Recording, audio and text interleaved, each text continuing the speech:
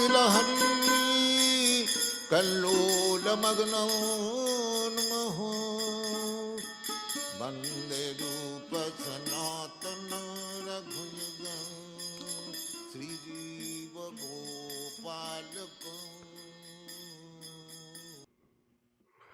Hare Krishna.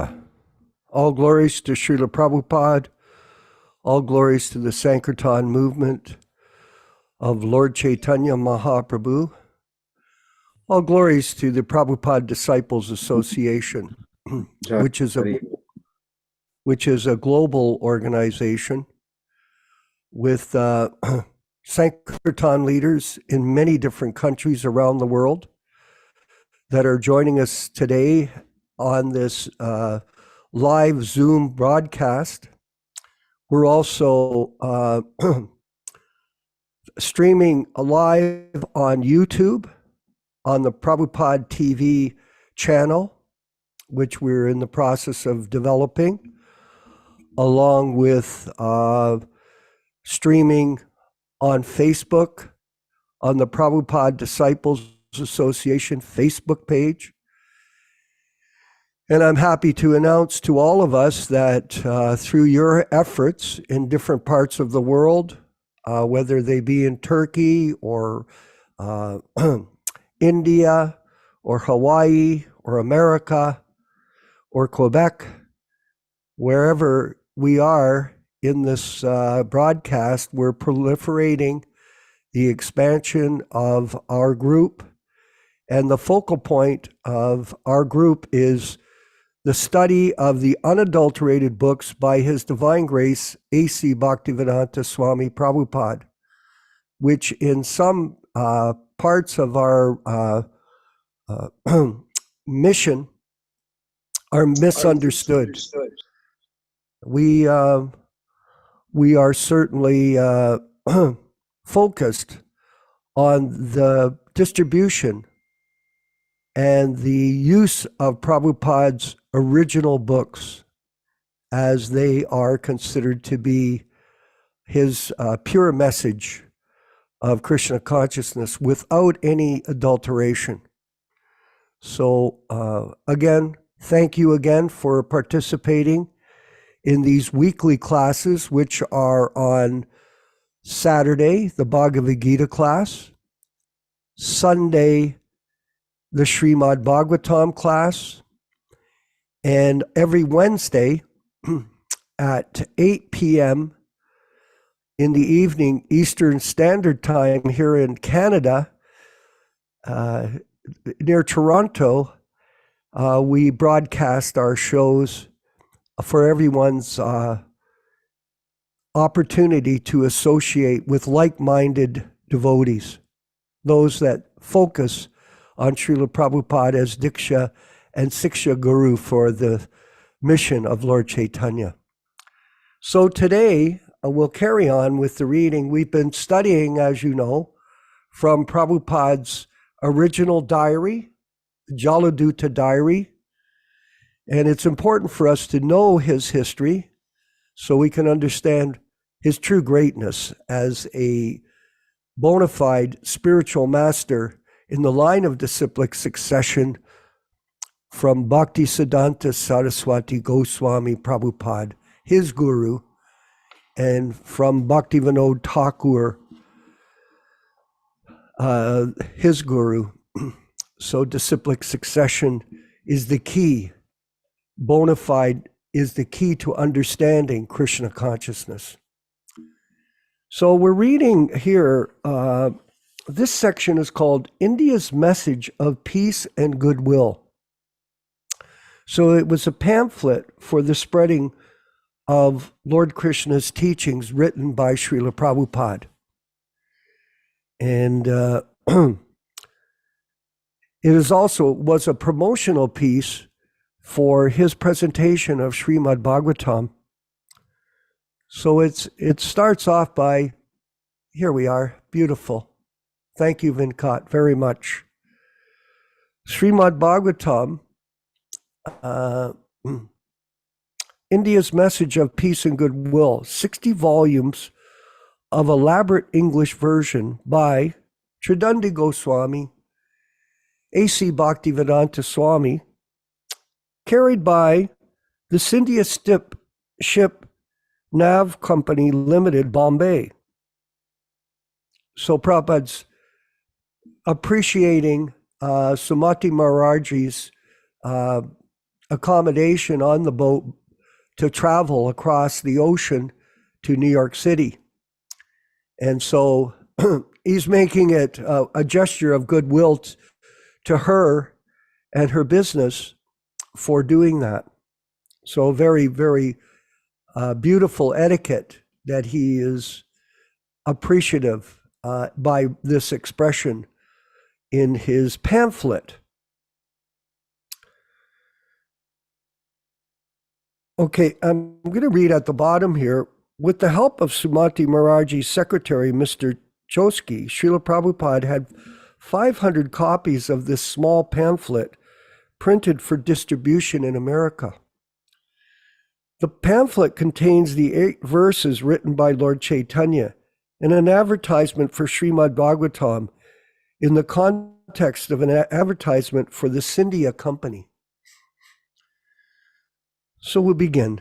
The sufferings of the entire human society can at once be brought under control simply by individual practice of bhakti yoga, a simple and easy process of chanting the holy name of God. Every country, every nation, and every community throughout the world has some conception of the holy name of God, and as such, either the Hindus or the Mohammedans or the Christians, everyone can easily chant the holy names of God in a meditative mood, and that will bring about the required peace and goodwill in the present problematic human society. Any inquiry in this connection will be gladly answered by Sri Swamiji. Who is Sri Swamiji? That's Srila Prabhupada. The Hindus generally chant the holy name of God in 16 chain of transcendental sound of 32 alphabets. It's Hare Krishna, Krishna Krishna, Hare Hare, Hare Rama, Rama Rama, Hare Hare. The Vedic literatures like the Upanishads and the Puranas do recommend chanting of the above-mentioned 16 holy names at a stretch. And Lord Sri Chaitanya, who preached this cult of chanting of the holy name of God, gave special importance on these transcendental sounds. I just want to make one comment about the use of the term cult, because in the modern times here, that the term has a negative connotation, negative, cult, because of a variety of people in the media that classified the term as a organization which had negative intentions.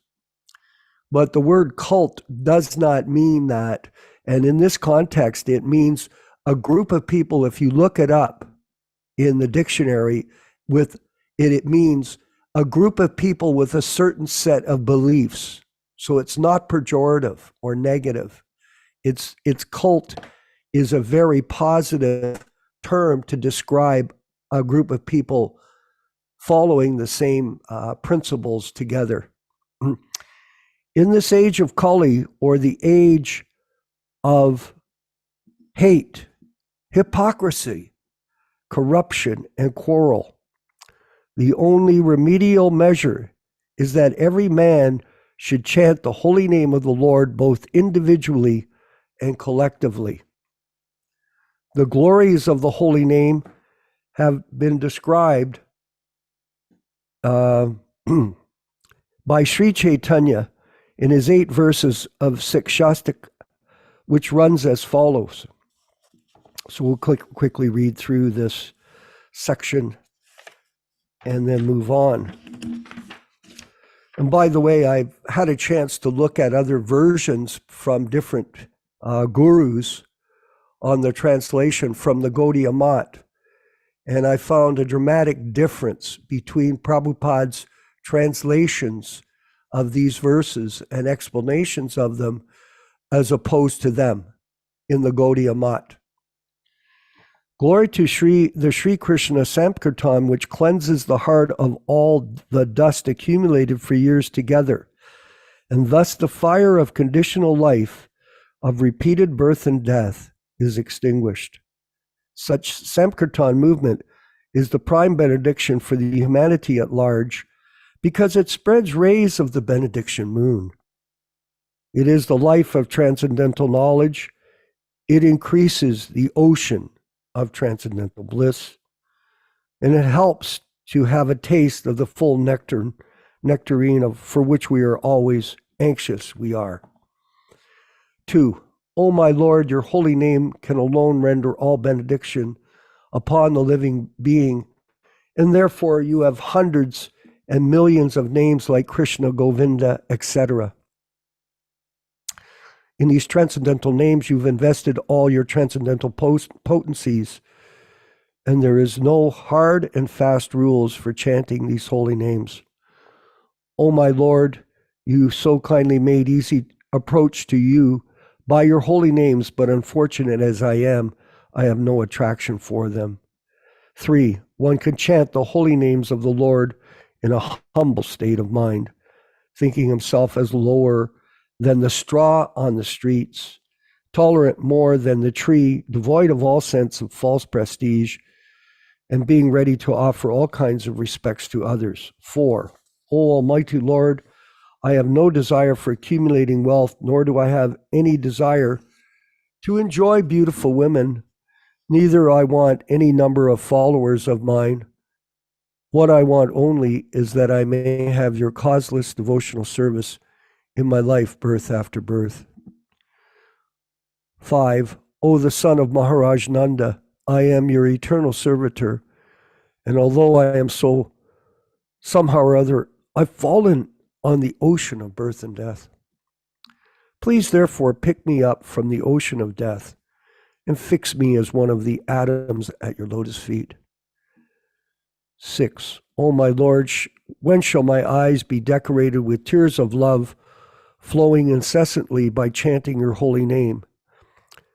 And when all the holes of hairs on my body will have eruption by the recitation of your name? 7. O Govinda, feeling your separation, I'm considering a moment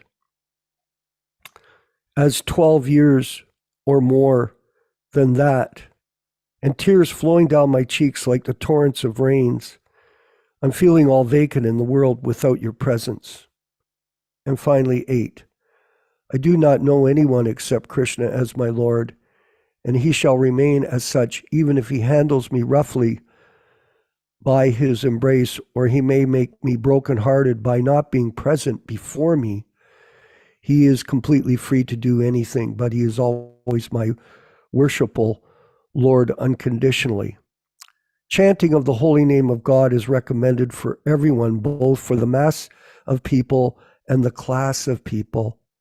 Those who are scholars, philosophers, scientists, religionists, and educated may read the English version of Srimad Bhagavatam by A.C. Bhaktivedanta Swami with particular attention to the purports appended with each and every verse.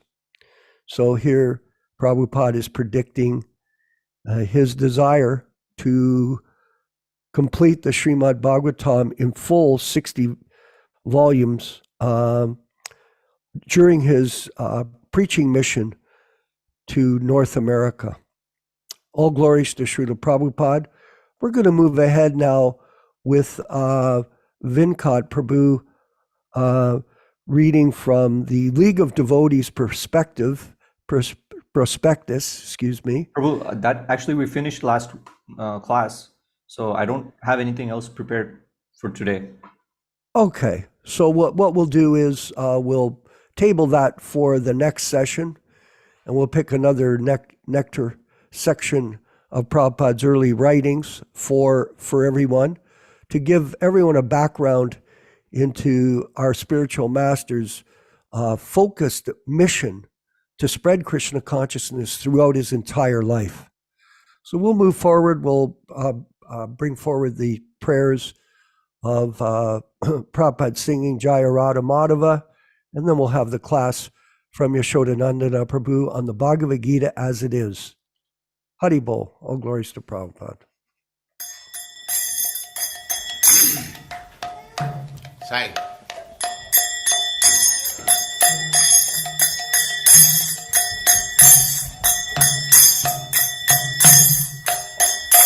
Jaya Radha Madhava Punya Bihari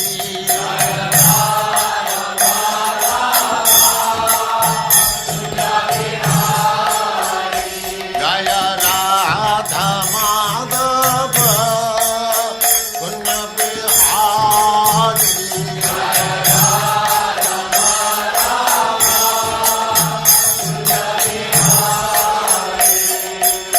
Gopi Jana Vallabha Girivaradhari Gopi Jana Vallabha Gopi Jana Vallabha Girivaradhari Gopi Jana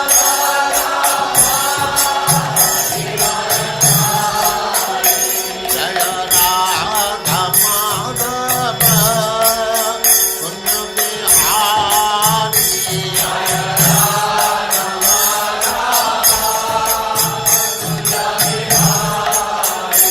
Jaya Radha Madhava Punya Bihari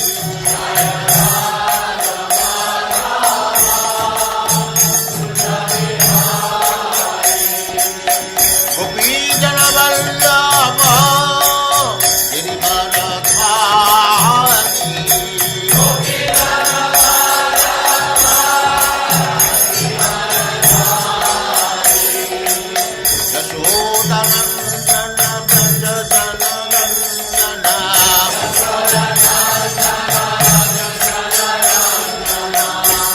Yaśodā-nandana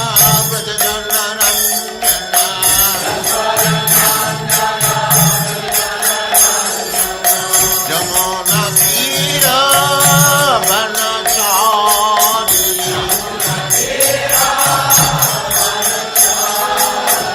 Jamuna Tira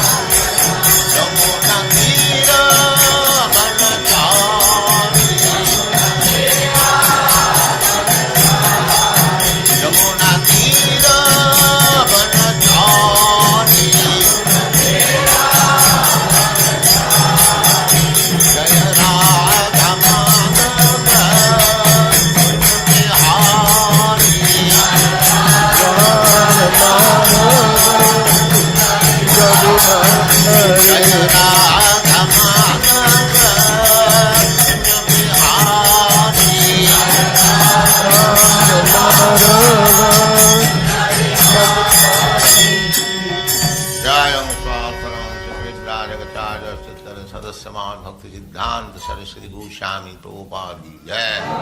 Ananta Koti Vaishnavindra ki jai. Ramacharya Srila Haridas Thakur ki jai. Prem se Gaur Sri Krishna Chaitanya Prabhu Nityananda Sri Advaita Gadadhar Sivasadi Gaur Bhaktivinoda ki jai. Sri Radha Krishna Gaur Gopinath Sam Kund Radha Kund Giridhavan ki jai. Vrindavan Dham ki jai. Navadvip Dham ki jai. Swami Bhaktivinoda ki jai. Ganga Mai ki jai. Yamuna Mai ki jai. Tulasi Devi ki jai. Bhakti Devi ki jai. Swami Bhaktivinoda ki jai. All glories to the Assembled Lord. Hare Krishna. All glories to the Assembled Lord. Hare Thank you Krishna. very much. Glories to Srila Prabhupada.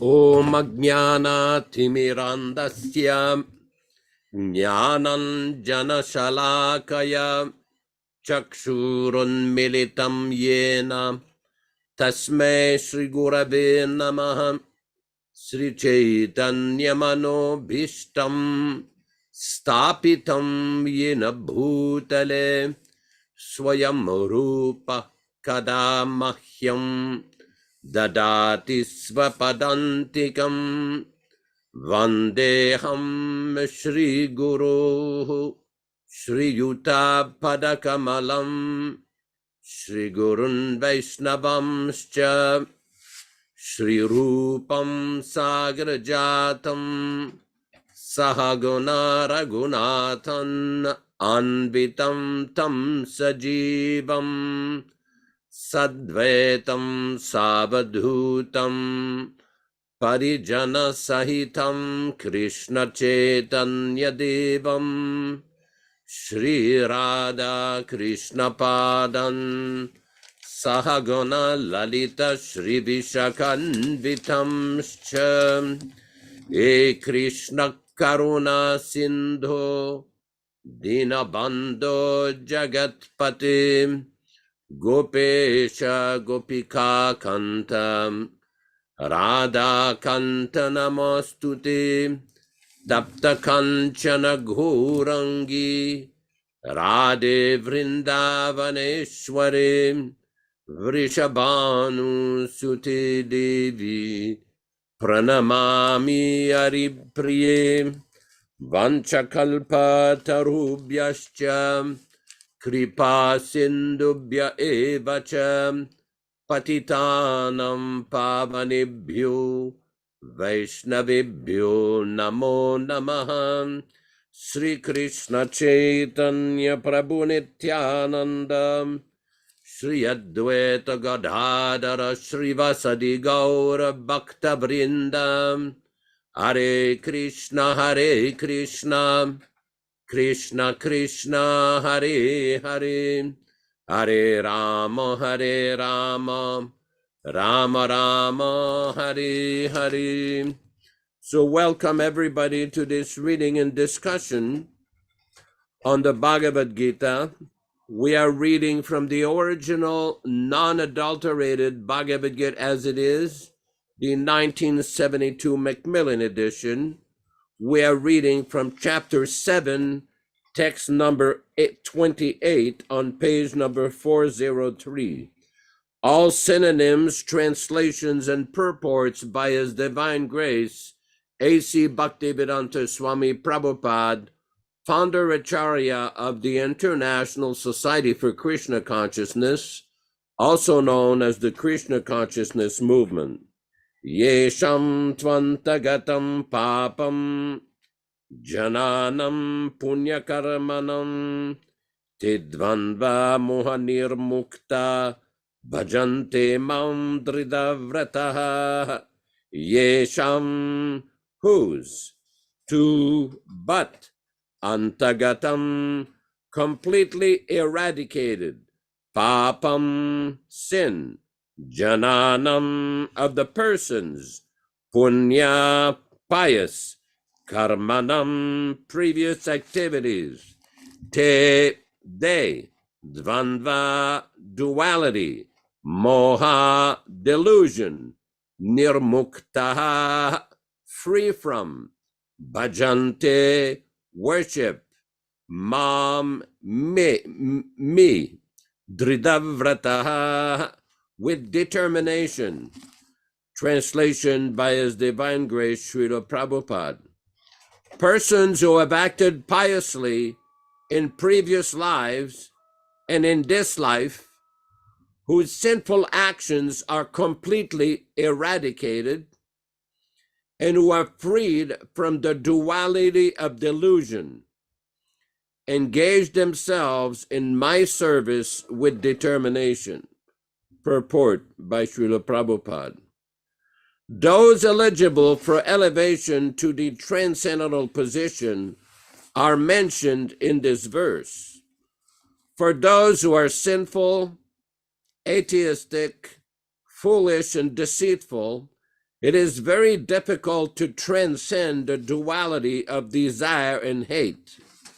Only those who have passed their lives in practicing the regulative principles of religion, who have acted piously and have conquered sinful reactions, can accept devotional service and gradually rise to the pure knowledge of the Supreme Personality of Godhead. Then, gradually they can meditate in trance on the Supreme Personality of Godhead. That is the process of being situated on the spiritual platform. This elevation is possible in Krishna consciousness in the association of pure devotees who can deliver one from delusion. It is stated in Srimad Bhagavatam that if one actually wants to be liberated, he must render service to the devotees. One who associates with materialistic people is on the path leading to the darkest region of existence. All the devotees of the Lord traverse this earth just to recover the conditioned souls from their delusion. The impersonalists do not know that forgetting their constitutional position as subordinate to the Supreme Lord is the greatest violation of God's law. Unless one is reinstated in his own constitutional position, it is not possible to understand the Supreme Personality or to be fully engaged in his transcendental loving service with determination. Text 29. Jara marana mokshaya mama sritya yatantiye te brahma tadvidhu kritsnam adhyatmam karmachakilam.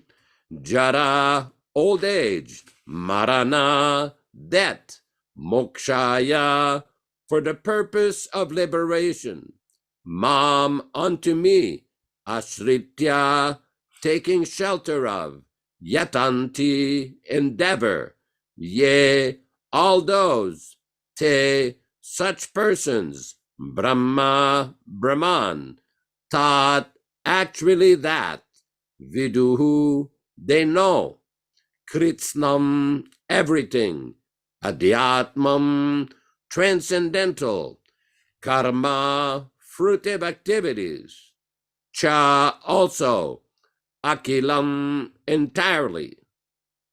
Translation by Srila Prabhupada. Intelligent persons who are endeavoring for liberation from old age and death take refuge in me in devotional service. They're actually Brahman because they entirely know everything about transcendental and fruitive activities. Purport by Srila Prabhupada. Birth, death, old age, and diseases affect this material body, but not the spiritual body. There is no birth, death, old age, and disease for the spiritual body. So one who attains a spiritual body becomes one of the associates of the Supreme Personality of Godhead and engages in eternal devotional service, is really liberated. Aham Brahmasmi, I am spirit. It is said that one should understand that he is Brahman, spirit soul. This Brahman conception of life is also in devotional service as described in this verse. The pure devotees are transcendentally situated on the Brahman platform, and they know everything about transcendental and material activities. 4 kinds of impure devotees who engage themselves in the transcendental service of the Lord achieve their respective goals. And by the grace of the Supreme Lord, when they are fully Krishna conscious, they actually enjoy spiritual association with the Supreme Lord. But those who are worshippers of demigods never reach the Supreme Lord in his supreme planet.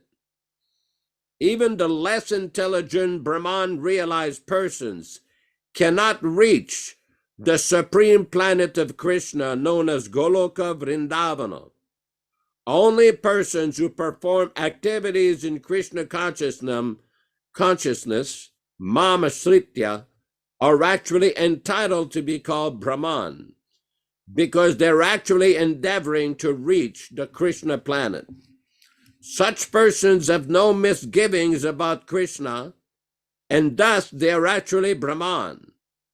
Those who are engaged in worshiping the form or archa of the Lord, or those who are engaged in meditation on the Lord simply for liberation from material bondage, also know by the grace of the Lord the purports of Brahman, Adhibhuta, etc., as explained by the Lord in the next chapter.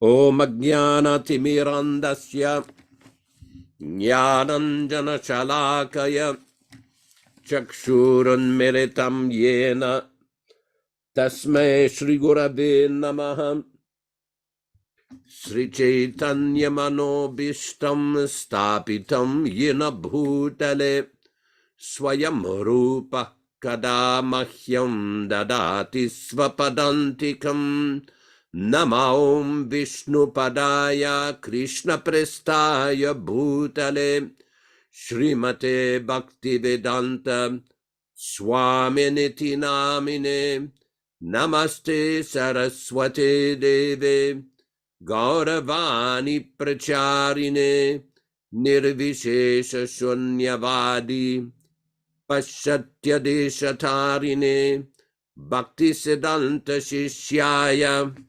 Bhaktivedanta Namine Prasannaya Prashantaya Tasmai Shri Gurave Namaha Bhagavad-vandanam Kadyam Guru Vandana Purvakam Kshiram Sharkara Yuktam Kadatehi Visheshataha Adadana Strinam Danteridam Yache Puna Puna Srimad Rupa Padam Bhoja Dhulishyam Janma Janmani Sri Krishna Chaitanya Prabhu Nityananda Sri Advaita Gadadara Sri Vasadi Gaura Bhakta Vrinda Sri Rup Sanatana Bhatta Raghunatha Sri Jiva Gopala Bhatta Dasa Raghunatha Hare Krishna Krishna Krishna Hare Hare Hare Rama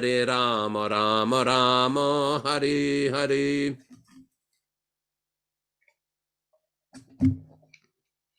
So here we see that Srila Prabhupada is explaining the position of who is capable of engaging themselves in the service of Krishna with determination.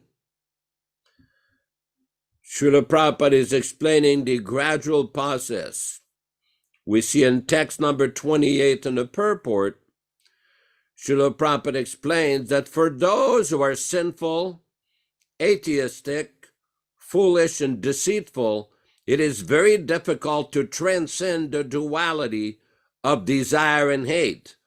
Only those who have passed their lives in practicing the regulative principles of religion, who have acted piously and have conquered sinful reactions can accept devotional service and gradually rise to the pure knowledge of the Supreme Personality of Godhead.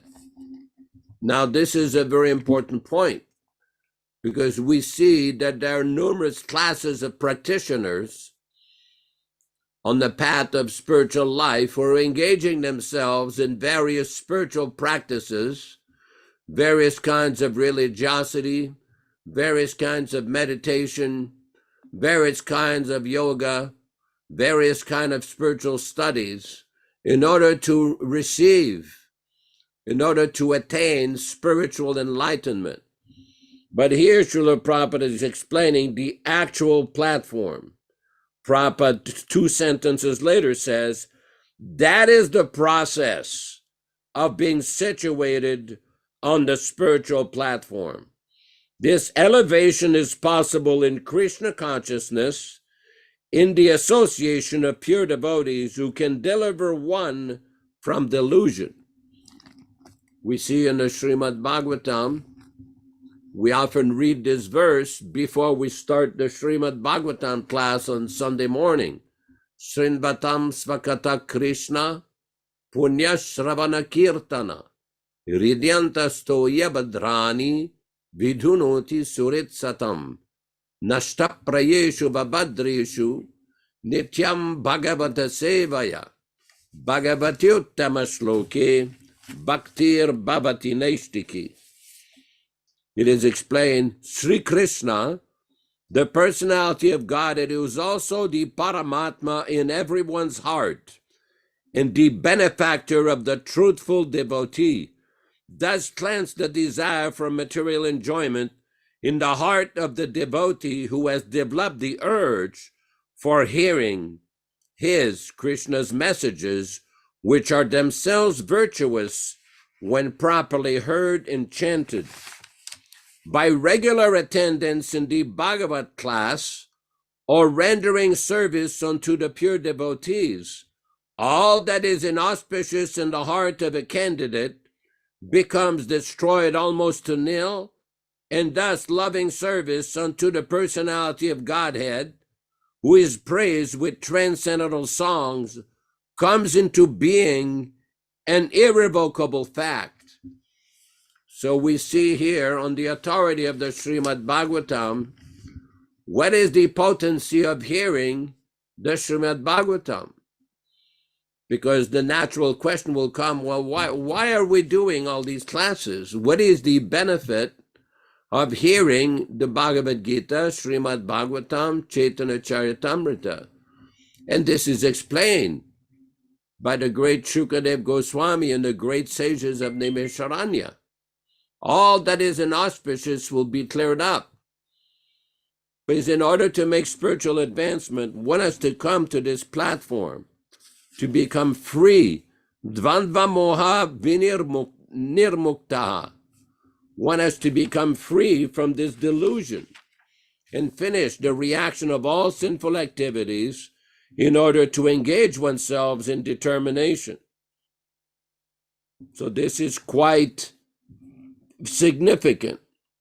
We also see in the Srimad Bhagavatam, akama sarvakamova moksha kama udaradhi tivrena bhakti yogeta yajeta purusham param.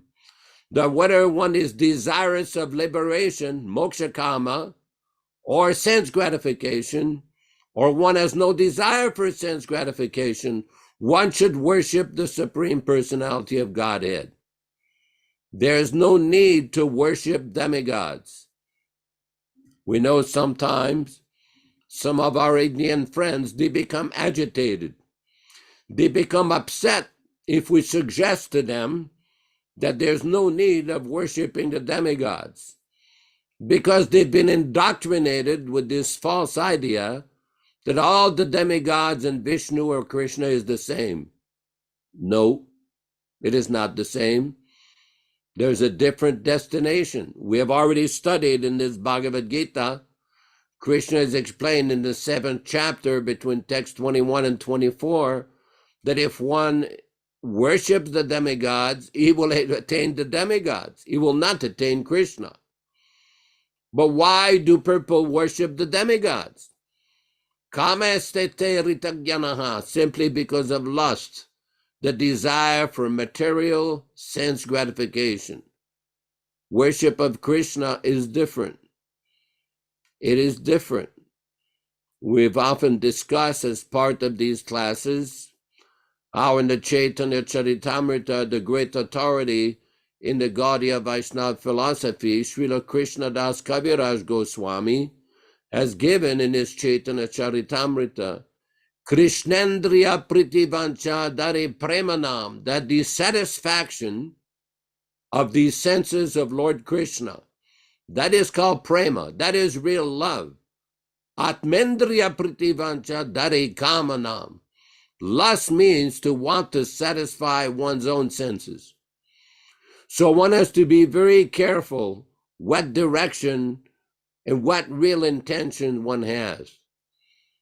I've told a story one time. We were invited in Calcutta in 1971 to attend a program at a very wealthy Gujarati family.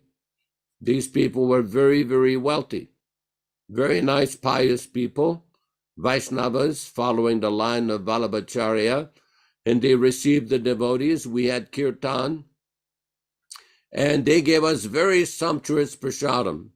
Of course, with Gujaratis, you have to be very careful.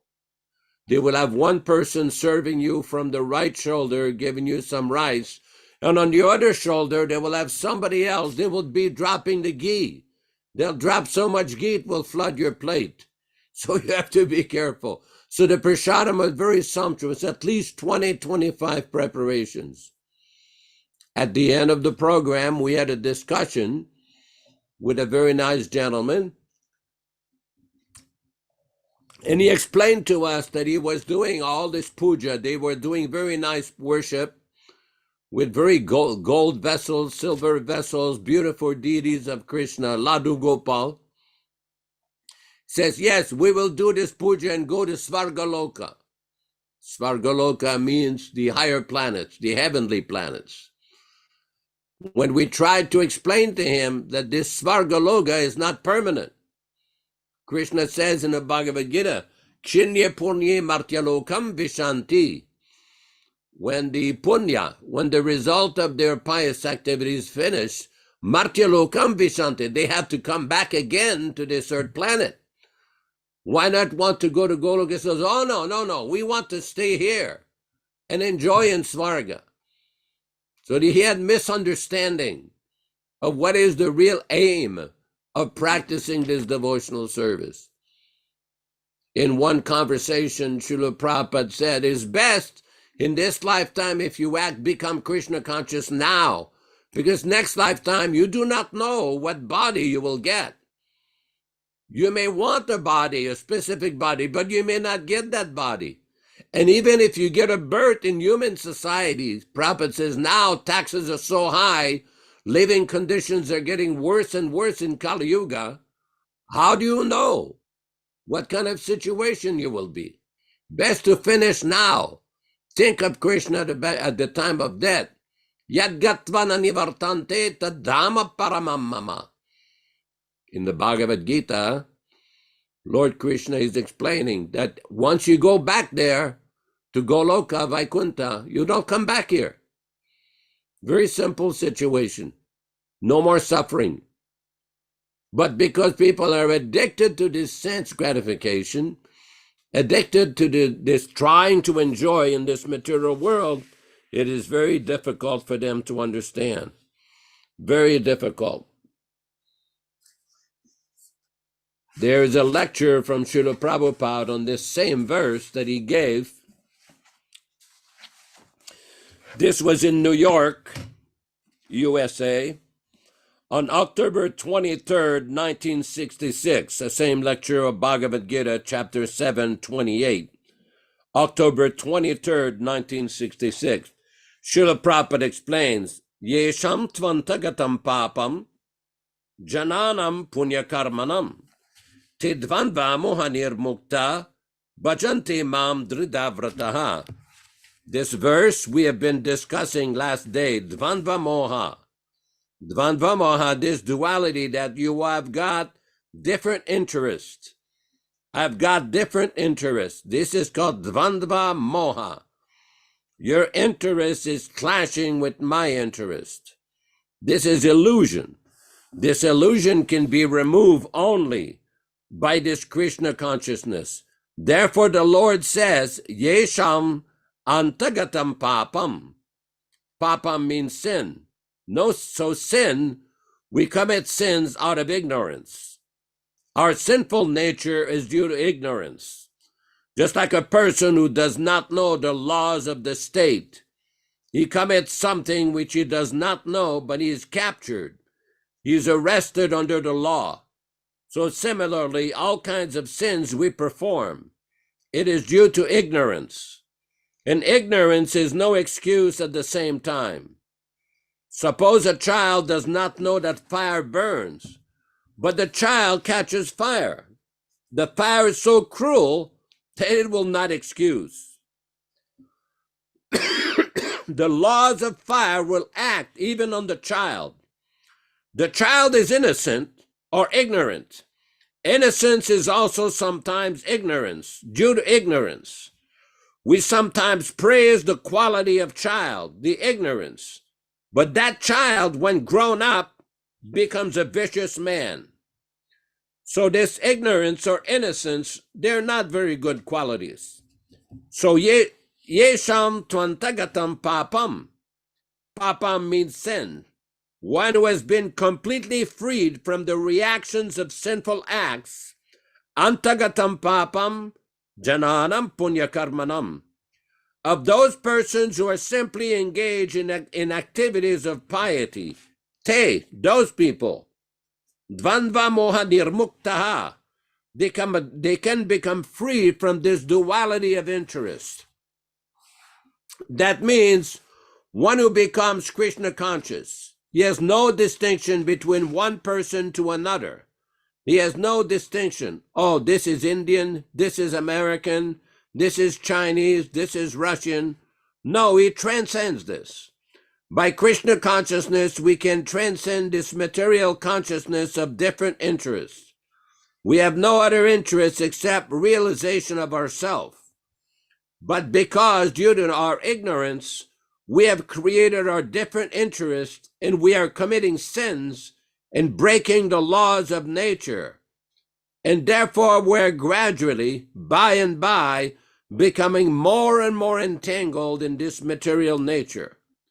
So the Lord says that one who has surpassed this material nature and ignorance, they can become free from this conception of duality, bhajante mam, and becomes a perfect devotee of myself. That means, in other words, one who becomes perfectly Krishna consciousness, he becomes liberated from this conception of duality or illusion of duality. He becomes a perfect man, jara marana mokshaya. Now one can question why this perfection is required. What is the necessity of perfection? Because people are mostly under the spell of the modes of nature, of ignorance. Therefore, they do not know the value of Krishna consciousness. They can inquire that what is the use of becoming Krishna consciousness, Krishna conscious, and become free from this conception of duality? What is the use? So Lord Krishna replies that question, why? Jara marana mokshaya mama sritya yatantiye te brahma tadvidu kritsnam adhyatmam karmachakilam.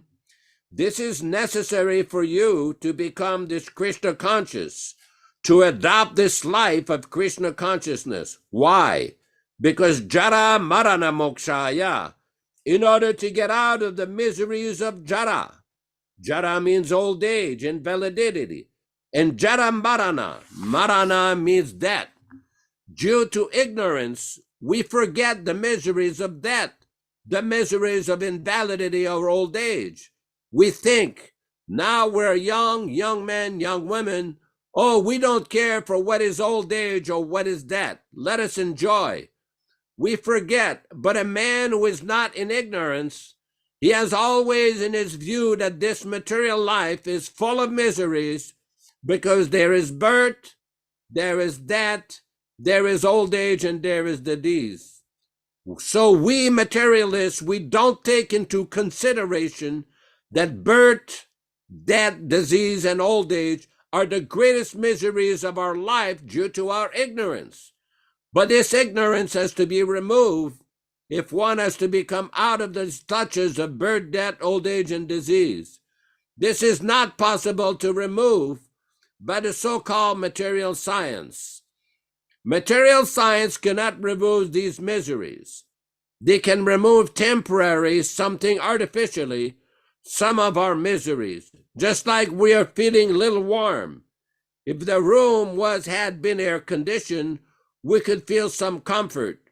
That is temporary. But our ultimate miseries are these four things. Jara, Marana, Mokshaya. Jara means old age, birth, and death. In this way, Srila Prabhupada nicely explains the meaning of this very important verse. So we'll go back to Vishwakarma Prabhu and open up discussions. Hare Krishna.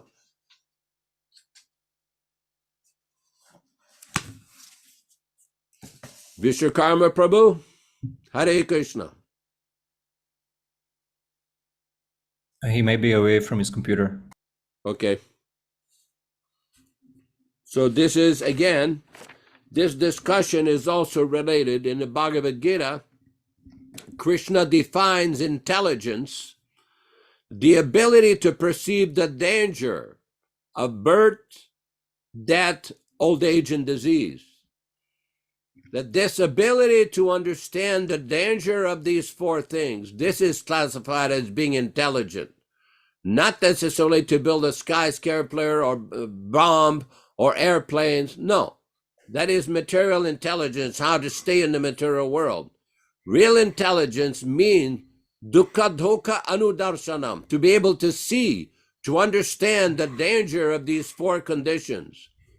Jara, mrityu, jara vyadi, that this birth, death, old age, and disease. And the process of bhakti as given by the Acharya, this is the process of how to get out.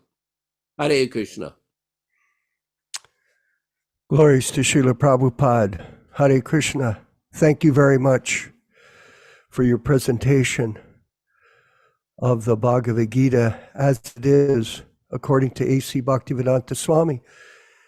And before we get into the questions, I just wanted to continue that discussion that Prabhupada had there about the real miseries of life and how people are completely bewildered through modern science. I recently at Christmas, I got a subscription from my daughter. One of my daughters sent me a subscription to National Geographic, which I must confess I don't read it, but I received a copy this week. On the front cover, here it is here.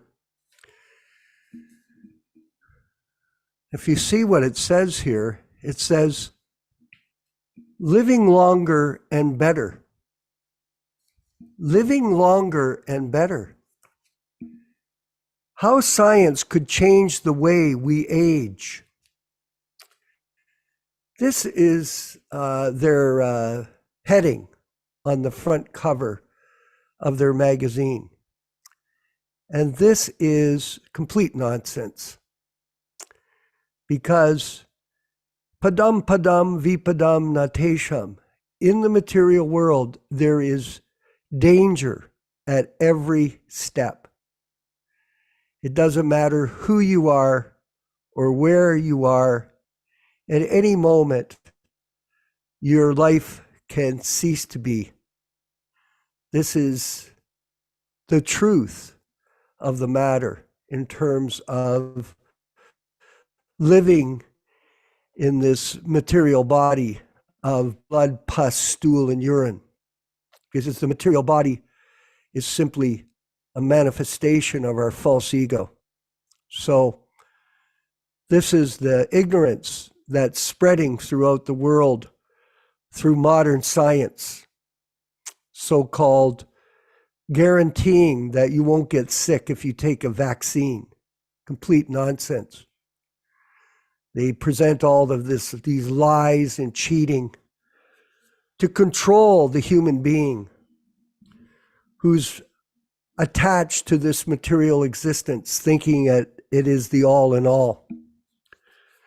So this is the one point that Prabhupada was making in this lecture from 1966. He's trying to enlighten people on the reality of birth, death, disease, and old age, which is something that people ignore. And before we get into the questions and discussion with our group, I wanted to, while we were reading this Yaśodā-nandana Prabhu, these purports, I wanted us to project ourselves back to 1971.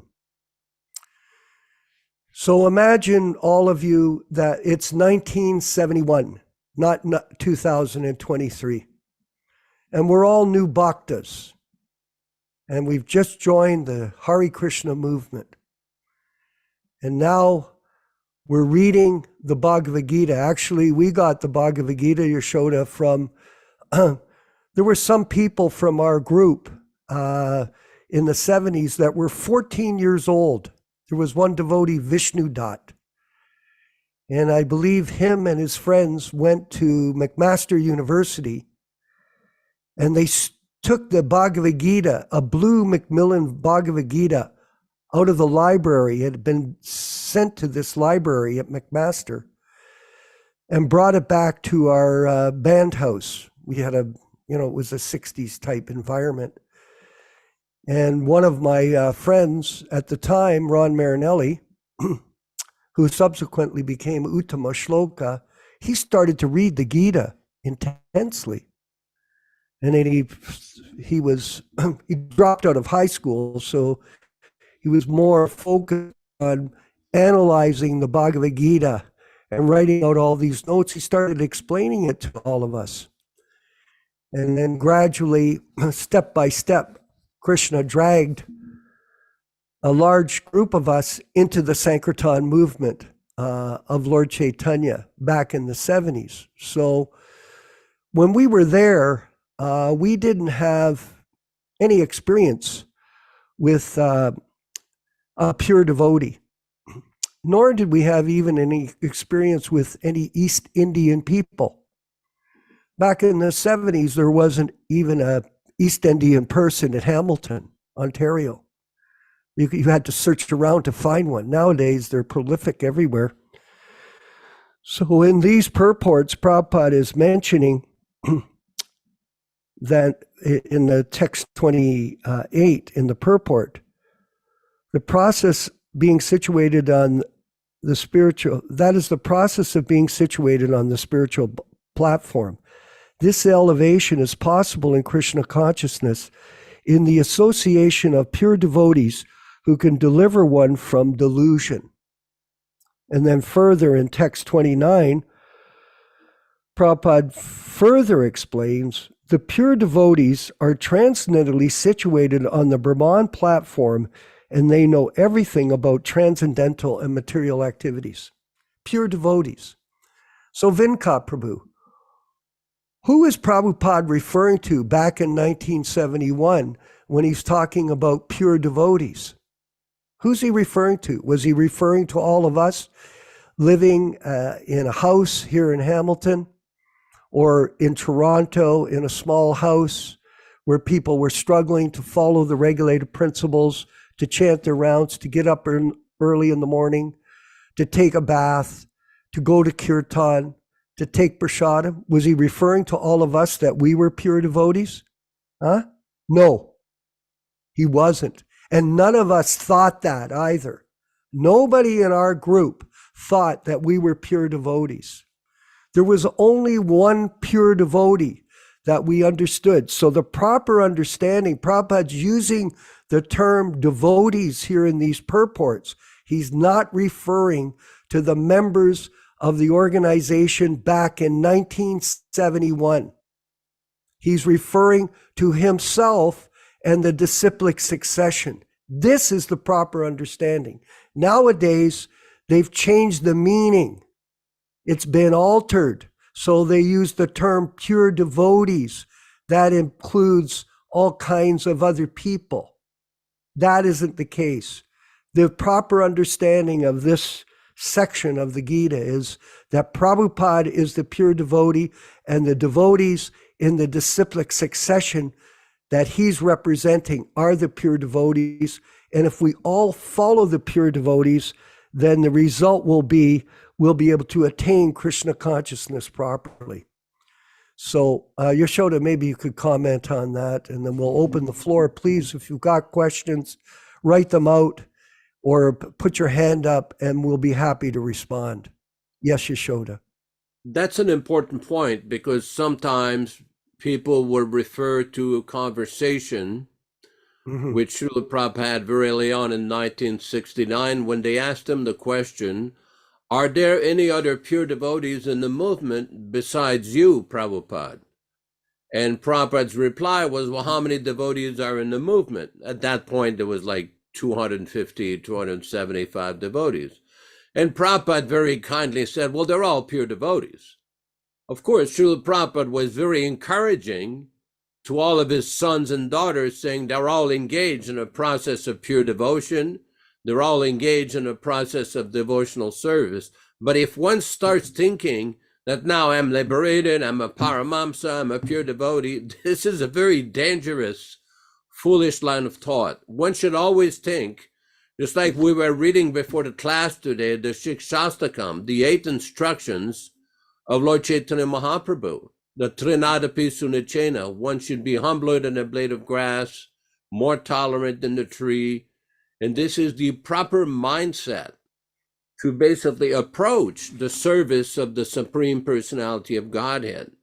When Prabhupada in many places in his books, for example, in the Chaitanya Charitamrita, in one purport, Prabhupada refers to the pure devotees of the Krishna Consciousness movement. This is a general encouraging statement that if one follows the regularly principles, the proper chanting under the direction and guidance of the authorized bona fide spiritual master Srila Prabhupada, Prabhupada considers these devotees the pure devotee. But one also has to utilize his intelligence and see what is really a pure devotee. In other words, Srila Prabhupada makes a lot of different statements in his books explaining what is a pure devotee, what is the meaning of this term pure devotee. Because we see, for example, in the Chaitanya Charitamrita, how Prabhupada in one place refers to the pure devotee as a Paramamsa Thakur who is personally embracing Krishna, who is a recipient of the direct mercy of Krishna, who directly sees Krishna face to face. Can somebody start thinking so foolishly that now he sees Krishna face to face?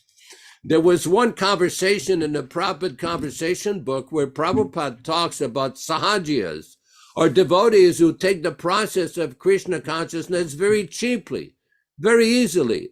And Prabhupada was talking about a lawyer who came to visit him with his wife, and they went to see Lord Jagannath at Jagannath Puri. And Srila Prabhupada tells the story how this woman was trying to tell Prabhupada that Lord Jagannath tried to snatch her cloth. So afterwards, Prabhupada said, just see, these sahajiyas will come from so many different classes of people. People thinking that now I'm with Krishna or I'm having visions of Krishna. Of course, if somebody is truly a realized Paramamsa, fully liberated, engaged 24 hours a day, Krishna will reveal himself eventually. But in a neophyte stage, if somebody starts thinking that Lord Jagannath has snatched my cloth or I'm dancing with Krishna or something, that is sahajiya. There is a conversation also where Prabhupada said, when our men will become sahaja, they will become more dangerous. So Prabhupada was not very fond of the idea of devotees becoming cheap devotees who do not understand the proper process of devotional service and how one gradually attains higher levels of realization. That's why Prabhupada did not recommend his devotees to try to mix with the Radhakund Babaji crowds or other institutions. He gave recommendation, just follow these principles, read my books, and eventually Krishna will be revealed to you. Prabhupada used to often say, you should act in such a way that Krishna will want to see you, not that you demand that Krishna sees you, but act in such a way that Krishna will come and see you with proper service. Hare Krishna. Yeah. Further, thank you very much for that. I wanted to, while we move over to the questions and answers section, refer to a pure devotee that was a godbrother of ours, Jayananda. And Jayananda Prabhu, he joined the movement in San Francisco, I believe. And he worked outside the temple initially as a taxi cab driver. And during that time, all the money that he made driving the taxi, he would contribute it to Prabhupada's temple in San Francisco. And he set a standard for all of us of what a pure devotee is. And it wasn't about him discussing Ras Leela, Radha and Krishna pastimes in Vrindavan, which is sometimes the topic of many so-called advanced devotees that are trying to demonstrate their devotion by how they speak. He spoke by his example. And what was that example? That he worked selflessly day and night to serve Srila Prabhupada. And by doing that, he endeared himself to his guru, not by words, not by self-proclamation of who he was. He never glorified himself. He never thought himself to be a great devotee, but he only saw himself as the servant of the servant of the servant of Krishna. That is how you become great. I've told that story many times for the new people on this Gita class. I see we have a lot of wonderful new people here that are aspiring Prabhupada disciples like we are. Prabhupada told me at my initiation in Detroit when they announced my name, Vishwakarma Das, which means chief engineer. Prabhupada said, but you should never think that you are the chief engineer. He looked at me and he said, but if you become the servant of the servant of the servant of the chief engineer, then you'll become great. So in the same way, Jayananda Prabhu, I worked with a devotee who Yaśodā-nandana knows, Murli Krishna, who was the vice president of the Toronto temple with me. And in 76, he with his brother Lakshmishwar, they worked on building the Rath Yatra cart with Jayananda in New York City.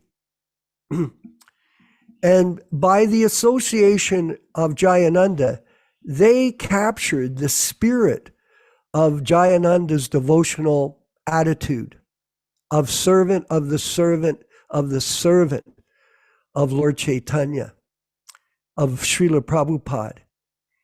And when he came to Toronto and blessed us with his association, Murli Krishna, he was an outstanding devotee, absolutely phenomenal.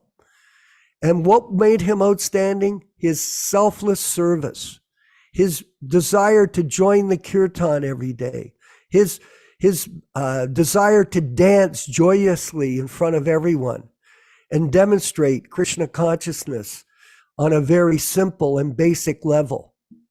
This is the secret of success in Krishna consciousness, is to remain in that humble position throughout our lives. And in this way, Prabhupada, like he said, when Jayananda passed away, Prabhupada and Yasoda can tell us about that. I believe you were in the room. What were Prabhupada's comments about Jayananda, Yasoda? Microphone. Heard that he was hearing the Hare Krishna Mahamantra in Los Angeles when he passed away.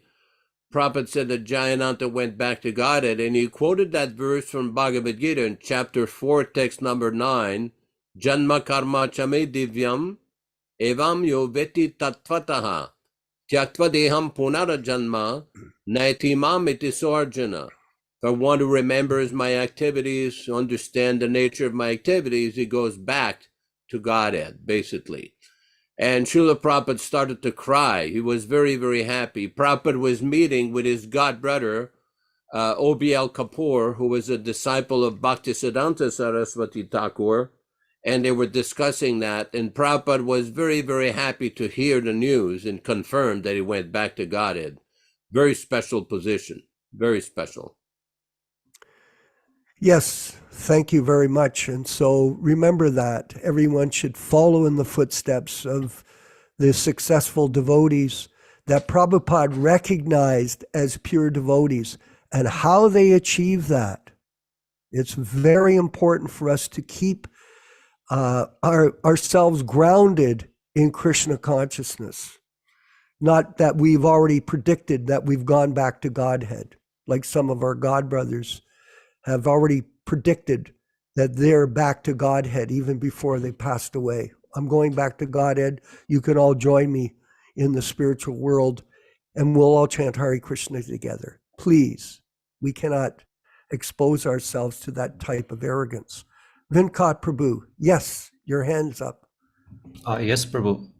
There's a question on YouTube, and as well, I wanted to ask, there was a discussion about a particular verse which I thought was related.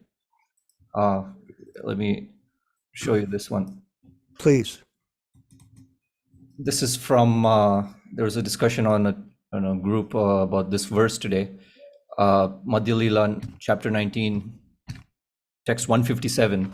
And it's pretty crazy how I think Jayadvaita or someone has changed the, anyway, I'll read the original.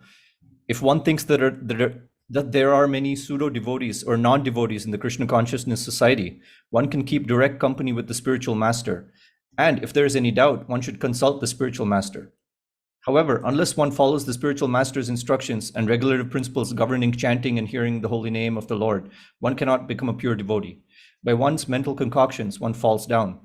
By associating with non-devotees, one breaks the regulative principles and is thereby lost. So, and just see how they've changed it.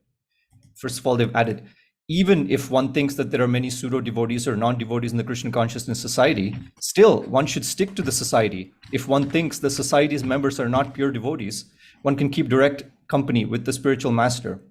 And if there's any doubt, so like, and so on and so forth. But I mean, just see how they've changed it. Absolutely horrible.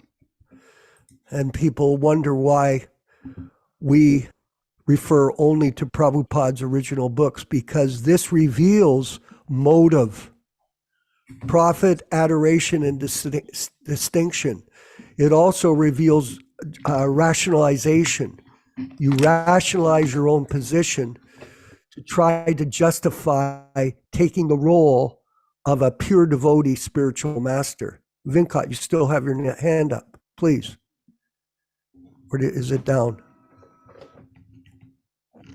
Vinkat, did you have more that you wanted to comment on? That was the comment I wanted to make, but also there's a question on YouTube. When you're ready, we can take that also. Yes, I wanted to ask, before we'll go to that, I wanted Janis Priya in Hawaii, our God brother.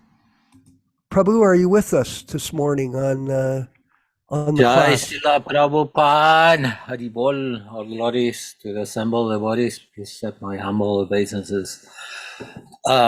A wonderful class as always. I really look forward for this Sangha. It's like one of the highlights in my life to be able to Thank hang you. out with some nice devotees. And I was fortunate enough to have an association of Jayananda Prabhu. On his Yes. last days, I used to drive in from San Diego to a clinic in Tijuana. And we Oh, talked for hours and hours. And finally, he moved into this clinic. So I was with him. They showed him his room. And there was a single bed and a little, very simple room. What he did, he made an altar. He took some of the bed sheets, put them on the floor, and he made an altar of the bed. And he put his Prabhupada pictures, a couple little pictures he had, little paraphernalia, and he turned the bed into an altar. He slept on the floor. Wow. And I just went like, okay, that's so cool. And he was always so humble, just an amazing person. I had association with him in San Francisco, 74, 75. He will be there building the Ratha Yatra car by himself. He will maybe take rest 20 minutes here, or maybe three 20-minute breaks in a 24-hour day. And when you got there and you saw this person working, his devotion was like an infection. You became infected by it. You couldn't help it. You just simply said, just tell me what I can do, Prabhu. And he'll show you immediately. And then another person will come, and in a short time there were 20, 30 devotees, and we're all happy. And he's still going like crazy. And he never stopped, this devotee. He never stopped serving Srila Prabhupada. And Prabhupada gave him the credit that he was the first book distributor. Prabhupada gave him that credit. He said, who was the first book distributor? And they were saying, this devotee, that devotee. And Prabhupada said, no, Jayananda. He gave me the $5,000 to print one of the first books. So I feel very fortunate that we have this association, and we shouldn't never be proud of our spiritual position. Whatever we are spiritually, we should always be wanting more, thinking, I'm such a fool. I do not understand anything. But by the mercy of Srila Prabhupada, I could read his books, and I could associate with people who understand, and I could hear. And by that hearing, I'm becoming purified to the point that I'm thinking, yes, I like this. This is my life. I love being a devotee my whole life. Krishna has always provided for me nicely, somehow. I'm a fool and I'm a rascal for sure. But Krishna is so kind that if one does even the smallest kind of service with the right attitude in the heart, Krishna will notice that, and Prabhupada will notice that, and he will bless us to our whole life, big time. Hare Krishna. Nice. an absolutely beautiful story. And I want. go ahead, please, Yashoda. I wanted to make a comment about Jayananda. I had the chance in 1971, 1970-71 to have some association with him when I was in Berkeley, California. Jayananda was based in San Francisco, and he used to go out and get donations of fruits and vegetables for the temple. So one time he invited me to come with him, and Jayananda, what he used to do is to bring a bag of Simply Wonderfuls and cookies. The devotees would make large plates of cookies, and Jayananda would always have a bag with plenty of fresh cookie prasadam and Simply Wonderfuls. And basically, he had cards inviting people to the Sunday feast. And it was quite amazing. He would go to the vegetable market in San Francisco, and we had an old van, and he would come around, and everybody would call him. His name was Jim. And they would call him and say, oh, come over. They would give him bananas. They would give him vegetables, put all kinds of boxes of prasadam because they knew we were feeding people on Sundays. And Jayananda would give them some cookie prasadam or simply wonderful. And it was like, he was so popular, but he was so humble. There was no false pride with Jayananda, thinking that he was a big devotee or a big popular devotee. No, he was so humble. And people really perceived that from him. One time we had to go to Berkeley. We had to buy some farina to cook halva. And this you buy this wholesale. These were big bags, like 100-pound bags. And he told me, he says, Yasoda, you're going to put one bag on my left shoulder, another bag on my right shoulder. So there was somebody else to help me. We put this, and Jayananda was very strong. He was like 6'2", 6'3". He had Herculean strength. But besides being very humble, he was physically very strong. He took these bags of farina and put them in the back of the van and went back and made sure those people got some cookie prasadam. He has quite an amazing way of dealing with people. Very amazing. In 1976, when we were at Mayapur, I asked Jayananda, why don't you take sannyas? He says, oh, no, I can't do that. I cannot do that. So I asked him, I says, why can't you do that? He said, oh, that would be a disgrace to Vedic culture if I took sannyas. He was so humble, very amazing. But the departure of Jayananda is very special, and here's why. Because devotees many times will ask, well, are there any examples in our lifetime of devotees that Prabhupada has confirmed went back to Godhead? And I know there's two. There's Jayananda, another devotee named Sudama. Sudama Maharaj was an African-American devotee that was a very good Samkirtan leader who volunteered to go to Japan, to Tokyo, Japan, to start the movement there in 1970. And when the day before he was getting ready to go on the plane, Srila Prabhupada called him and he said, Prabhupada embraced him, personally embraced him. It's for you volunteering to go to Japan to start the movement. At the time of your death, Chaitanya Mahaprabhu will personally come to you and bring you back to Godhead. So this is another devotee who got a special benediction from Srila Prabhupada. Very, very sweet. Hare Krishna. And, you know, for our group here, the Prabhupada Disciples Association, to hear these pastimes, to get an insight into how Prabhupada was handling his mission with his devotees is extremely helpful in terms of how to monitor your advancement in Krishna consciousness. Because it's through the association of like-minded devotees who are Prabhupada conscious that you'll have a correct understanding of what to do in terms of developing your own Krishna consciousness.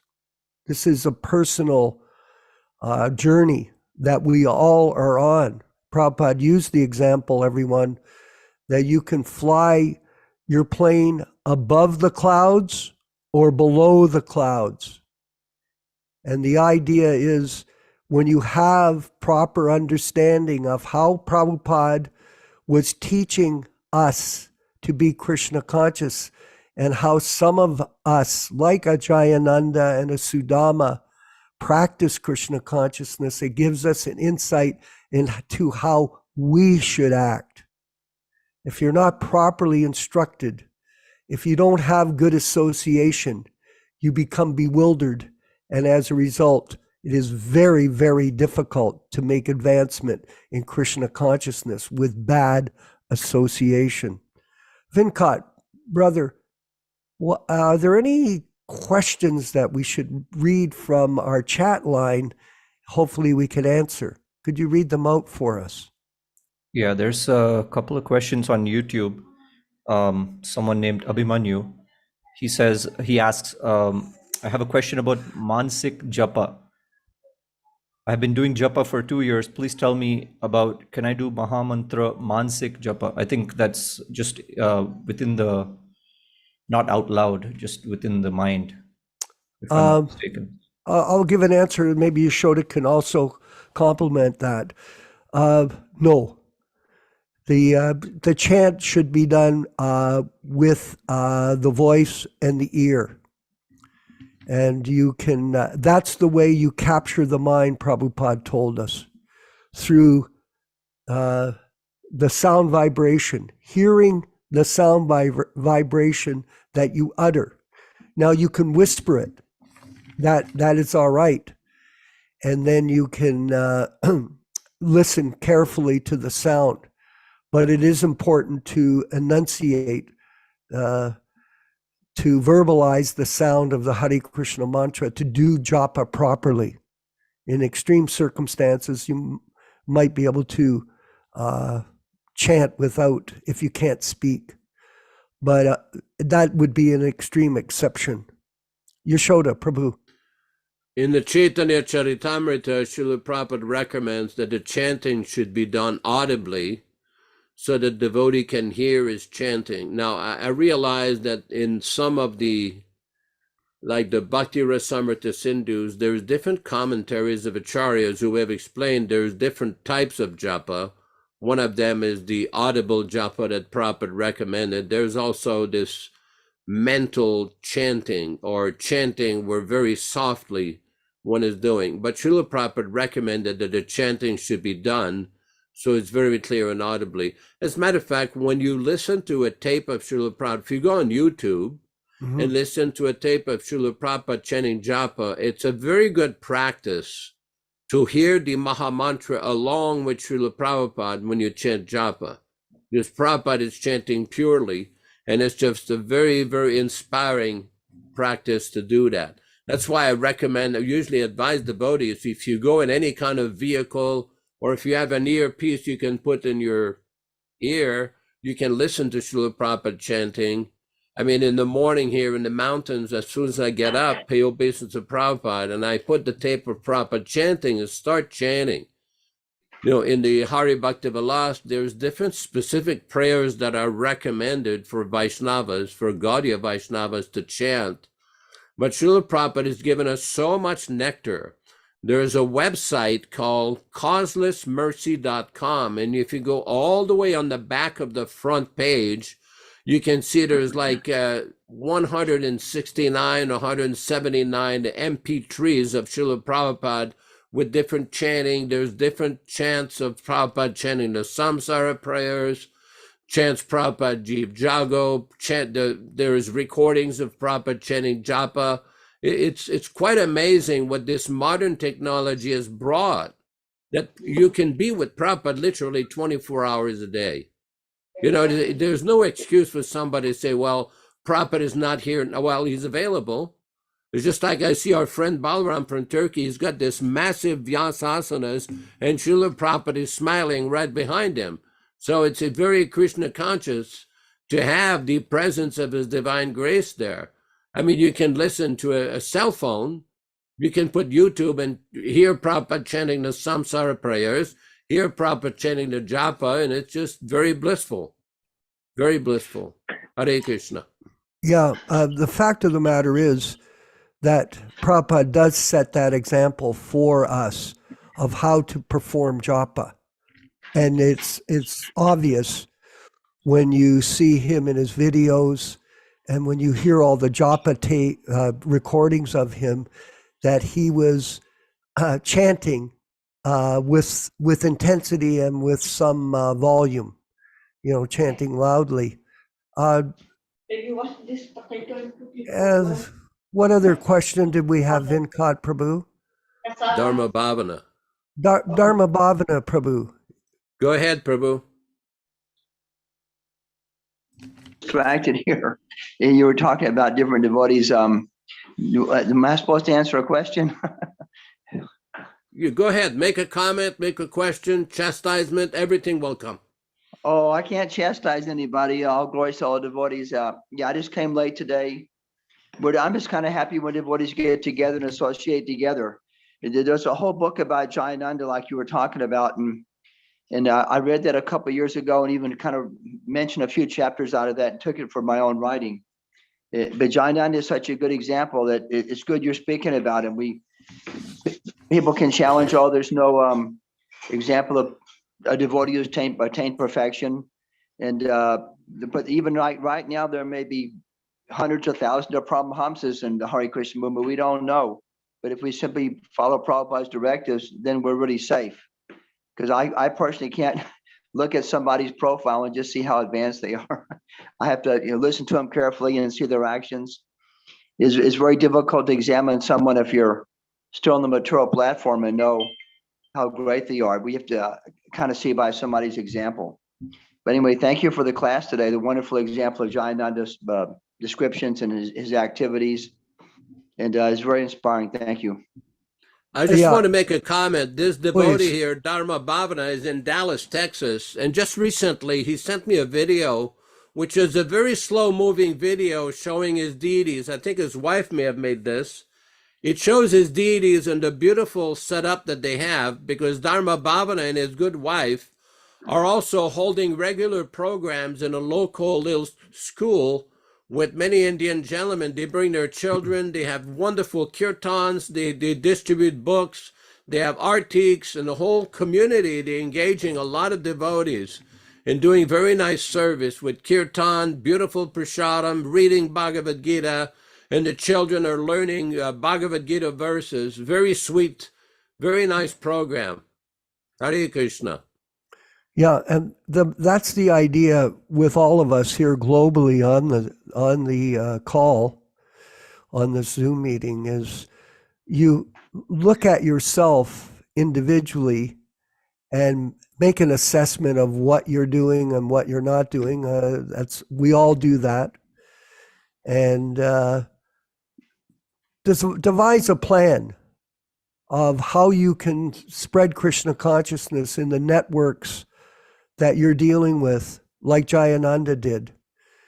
Just going to the market, that example was given so beautifully, going to the marketplace and handing out a simple card, or giving out prasadam, offering some food like that. We have an example of a devotee in Montreal, one of our god brothers, a Prakrita Das, who's with us today on the call. He comes to all the classes, and you won't hear him speak often because he's a humble servant of the mission of Lord Chaitanya.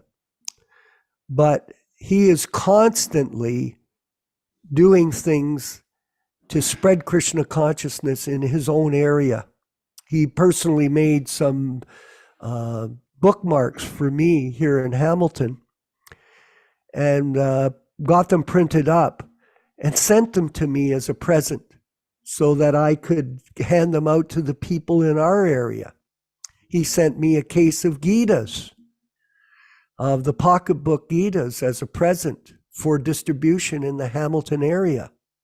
And he is constantly organizing Harinam Sankirtan in Montreal amongst the group of devotees outside of the ISKCON environment, and not focusing specifically on them, but focusing specifically on his understanding of how to serve Srila Prabhupada, keeping that as his focal point. And by engaging positively in Sankirtan service, you'll become endeared to our spiritual master, Srila Prabhupada, and this will allow your devotional creeper to flourish and develop into a more mature understanding of spiritual life. Yaśodā, Prabhu, please. I just want to make a mention of a devotee on this call, Shyama Sundar from Australia. Oh, yes. He makes prasadam every day, hundreds of samosas, that he has a stall in some shopping mall, and he preaches that way by distributing prasadam and takes donations or minor fee or something, and he distributes small books. He's done that for many, many years. Very nice example of a devotee doing very practical, very nice preaching there, along with Balaram Prabhu, another devotee in Australia who comes on the Wednesday night classes. So there's a lot of different ways of preaching Krishna consciousness, of bringing Krishna consciousness and enthusing people, giving them the books. It's just like I live on the hill here, and all my neighbors have given him a Bhagavad-gītā. And recently, it's a person I work with to go into the woods and pick up dead branches and dead trees. And he was telling me, he says, yeah, I heard that Krishna is blue. And there's another form of Krishna named Rama, he is green. And I started to explain to him about the incarnation, the avatars, why Krishna's form is blue. And he says, yeah, I see you keep your hand in a bag. What's in the bag? I showed him the beads and explained to him what we chant. He says, oh, that's very nice. One time I had the Maha Mantra playing in my pocket. He says, what is that sound? What is that sound? I hear a sound. Oh, says, oh, this is the chanting. When we go out a lot of time, we like to hear the mantra, the Maha Mantra. It keeps us thinking about God. He says, oh, that is nice.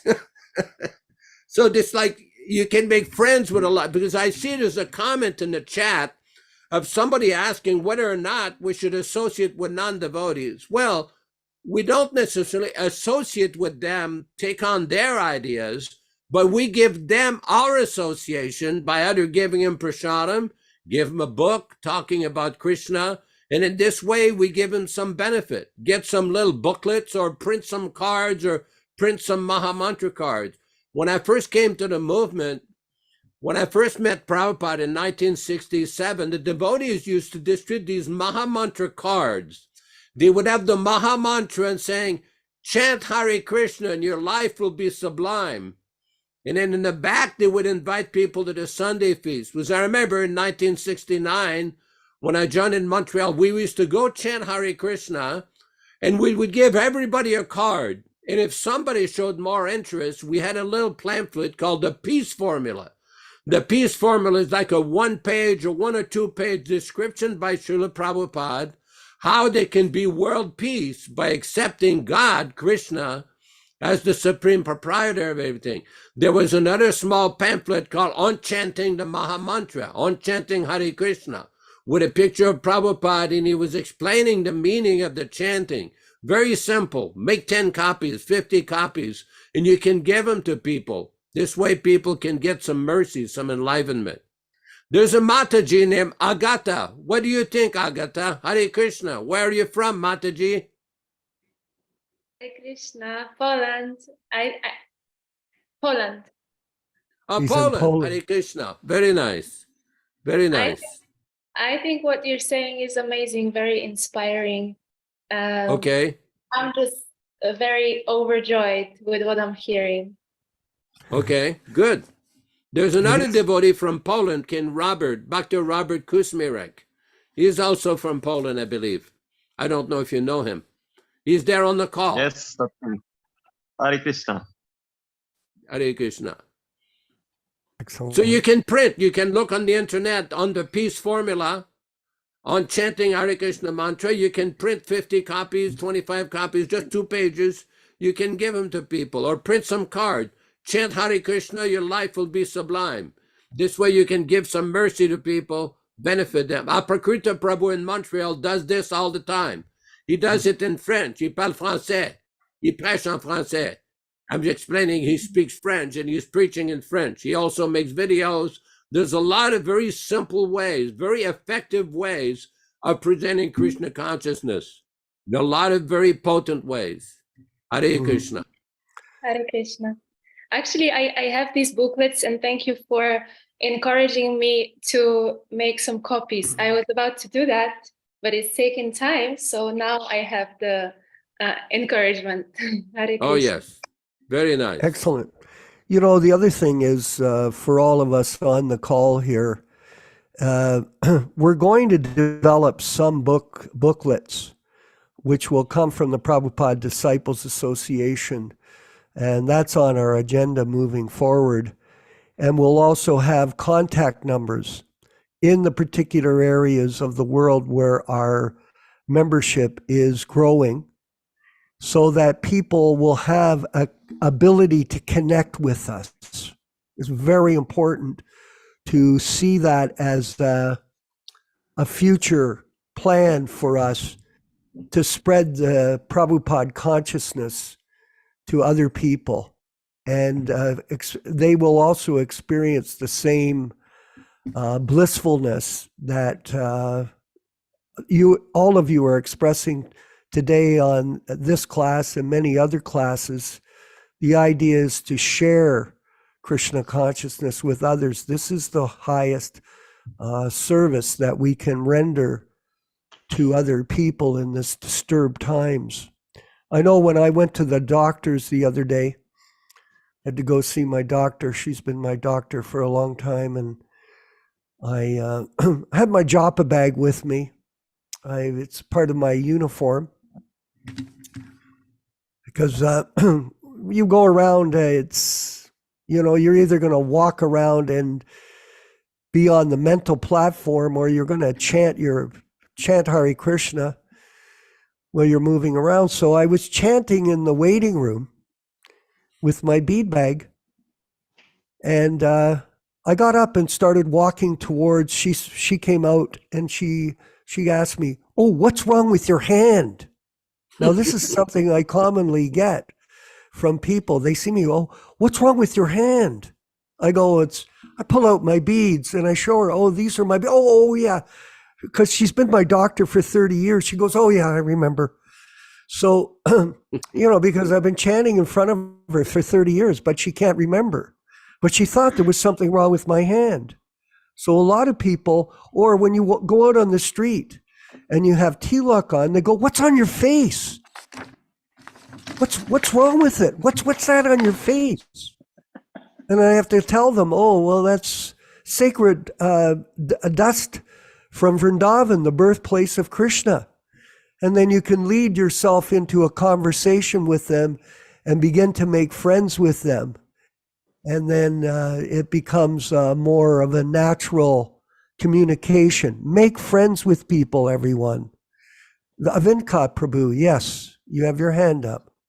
No, just wanted to say there's a lot of questions on the chat as well as on YouTube. So okay, so let's, if everybody wants to stay on for a bit longer, we'll continue to read questions and give some answers. Go ahead, Venkat. Read out a relevant question for us. Bhakta Hari Prasad, he asks, Hare Krishna Prabhuji, can you elaborate further on how one becomes a Sahajya? Sahajya. Okay. Well, what does the term Sahajya mean? It means an imposter or a fake. I'll give you an example. When Ban Maharaj came to Toronto, Ban Maharaj was one of Prabhupada's godbrothers. And he had originally been deputed to England to spread the mission of Bhaktisiddhanta overseas. And he stayed there for some time, and then he failed and went back to India. So subsequently, he was a celebrity in the Gaudiya Math, very well known. And he came to Toronto under the invitation of Dr. Joseph O'Connell, who was a professor of Vaishnava studies at the University of Toronto.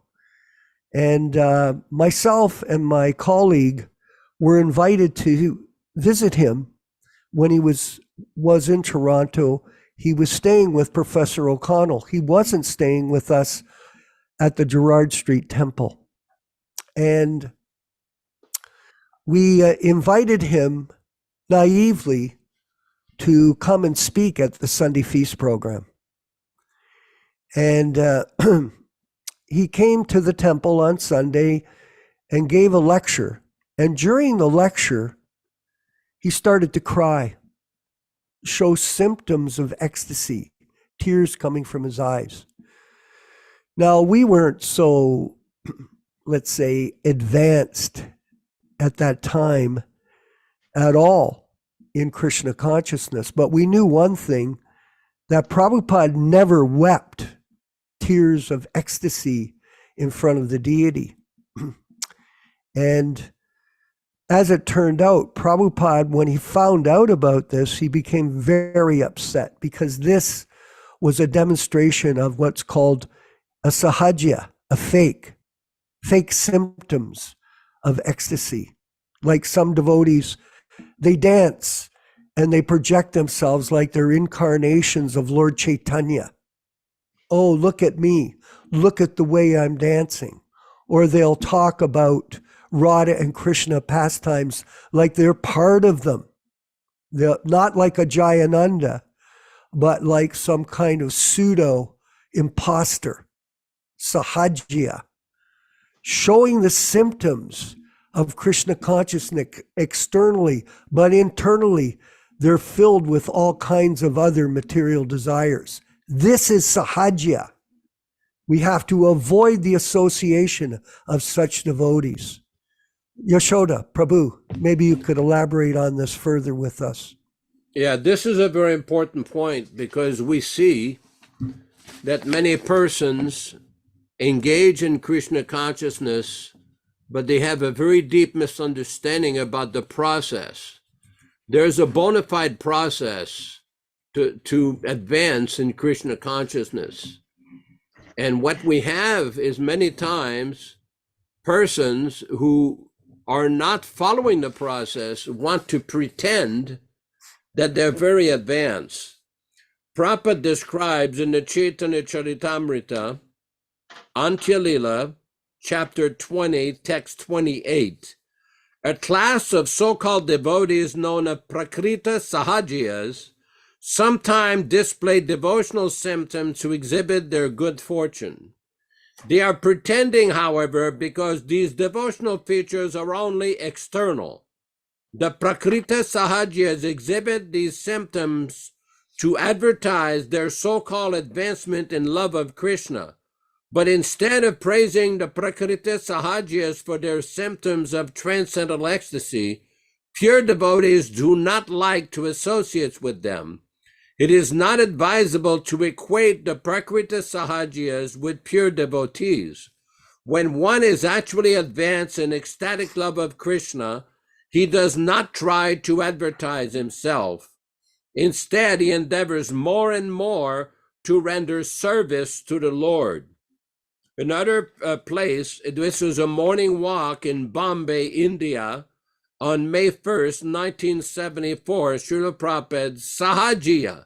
Sahaj means easy, easygoing. They will smoke cigarette and at the same time they will play Rasa Leela. This is Sahajiya, Sahajiya. They will do all nonsense, still they will become God, imitation of God. There's another conversation here. It's a very important conversation that took place in New Vrindavan on June 23rd, 1976.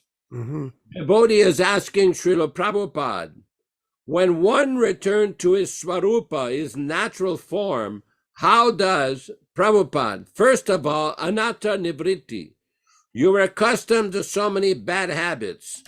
First of all, try to rectify it, then talk of Swarupa. Where is your Swarupa? Simply wasting time. A man is diseased, he's thinking, when I shall be cured, I shall eat, go to this hotel, shall eat like this. First of all, cure, then talk of eating this and that. Swarupa means when you are cured, that is Swarupa. So long you are not cured, what is the use of talking Swarupa? First business is cure yourself. Anatta nivritti, that is anatta nivritti. Then Swarupa will come. That is the Babajis in Vrindavan. You have seen Siddha Pranali, devotee. Siddha Pranali, Siddha Deha. Prabhupada, they are smoking and having illicit sex with 12 women. Swarupa, rascal. This is called Sahajiya, rascal, condemned. Where's your Swarupa? Don't talk unnecessarily. First of all, come to Swarupa, then talk of Swarupa. So this is very important point that Prabhupada did not encourage devotees to behave like Sahajiyas, because there's a class of people who basically are promoting the false idea that simply if you, Prabhupada taught the basics, the fundamental basics, and we will teach you the higher level of Krishna consciousness. But this is not the proper understanding. Prabhupada taught all the levels, the beginning level, the sadhana bhakti, the raganuga bhakti, the prem bhakti, everything has been given. Simply we have to follow with proper respect, and we will get all the necessary inspiration and revelation from His divine grace. Hare Krishna. Yes. Now, I wanted to further elaborate on this Sahajya term and how Prabhupada wanted us to deal with it. And Vinod, if you could bring up the letter that Prabhupada sent to me in regards to Ban Maharaj and the association of his godbrothers by us. Because Prabhupada did get a hold of us. He had Satsrup Maharaj at the time. He called us up. And Satsrup asked us so many questions on behalf of Prabhupada. He asked, did Ban Maharaj have neck beads? The answer was no. Did Ban Maharaj have a Sika? At the time, Ban Maharaj came with his head shaved with no Sika, as far as I can remember. Did Ban Maharaj have a danda? Answer, no. Did Ban Maharaj have a bead bag? We didn't see one visibly. So Prabhupada was asking us all these questions to find out what were the symptoms of Ban Maharaj in terms of his visit to Toronto and his speech. So go down on the letter here. He says, not this one. It's the one about the letter in regards to, I think it would be 75. Look at that one there. Prabhupada's going to go ahead. Yes, here it is. So just read that for us, Vinod, the first paragraph. Okay. My dear Vishwakarma Das, please accept my blessings. I'm in due receipt of your letter dated September 3rd, 1975, with the enclosed statement about Van Maharaj. So I have now issued orders that all my disciples should avoid all my godbrothers. They should not have any dealings with them, nor even correspondence, nor should they give them any of my books, or should they purchase any of their books. Neither should you visit any of their temples. Please avoid them. Is that clear to everyone here? Is there any question? Does anybody have a question to me since the letter was sent to me? I believe I have a clear understanding of the statement. I was speaking to our godbrother Bhagavad Das, and I quoted him that, and he made a different interpretation of it for me based on his own personal rationalization of this particular quote from Prabhupada. He said it was only specifically to me. This is obviously... No, actually I did notice on the same day, there was a letter sent out to everyone, in fact. I'm just trying to find that. I don't, with the same, information. Huh. I remember reading that. Well, I thank think you. it was sent to all the devotees here, you see, on the same day. And it all says pretty much the same thing. So, like... It was a universal instruction to all of us for a very obvious reason, to avoid sahajya, which you have to remember, everyone, when Prabhupada is referring in the Chaitanya Charitamrita to any kind of sahajya behavior or any kind of deviant action in terms of devotees, he wasn't referring to the members of our society at the time. He was referring specifically to the members of the Gaudiya Math who he had been dealing with, specifically to them. Now, you'll notice how his etiquette is such, unless you go to specific letters, like in the case of a letter from from Prabhupada to Rupanuga in I believe it was, Yasoda, was it 72 or 74? 28th of April, 1974. April 28, 1974. Very instructive letters. If you could bring the letter up for us, Vinkat Prabhu. It's a letter to Rupanuga. There we are. Now slide down there. We're gonna get to the point right there. You are right about Sridhar Maharaj's genuineness, but in my opinion, he is the best of the lot. Is there any confusion here with anyone on this point? He is the best of the lot. Who are the lot? The lot are his godbrothers in the Gaudiya Mat. Okay? That's as clear as it can be, everyone. He is my old friend. At least he executes the regulated principles of devotional service. At least he executes. That's Prabhupada's understanding of who he is. I do not wish to discuss about activities of my God brothers, but it is a fact. They have no life for preaching work.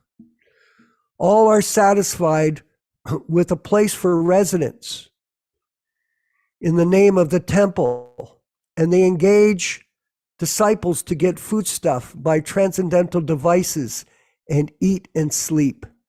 They have no idea or brain how to broadcast the cult of Sri Chaitanya Mahaprabhu. My Guru Maharaj used to lament many times for this reason, and he thought if one man at least had understood the principle of preaching, then his mission would achieve success. That one man is Srila Prabhupada. In the latter days of my Guru Maharaj, he was very disgusted. Actually, he left this world earlier, otherwise he would have continued to live for more years. Still, now everyone hear this very carefully, this is Prabhupada speaking to you. Still, he requested his disciples to form a strong governing body for preaching the cult of Chaitanya Mahaprabhu. He never recommended anyone to be Acharya of the Gaudiya Mat. Interesting. But Sridhar Maharaj is responsible for disobeying this order of Guru Maharaj, and he and others who had are already dead unnecessarily thought that they must be one Acharya. And interesting, just as a comment here, when Prabhupada left the planet, then our godbrothers went to Sridhar Maharaj to take advice on how to establish themselves as gurus. And here Prabhupada saying that this was the order of his Guru Maharaj, that there would be, he never ordered that there should be one Acharya. And here we had 11 people trying to assume the position of zonal Guru Acharyas after the disappearance of our spiritual master, A.C. Bhaktivedanta Swami Prabhupāda.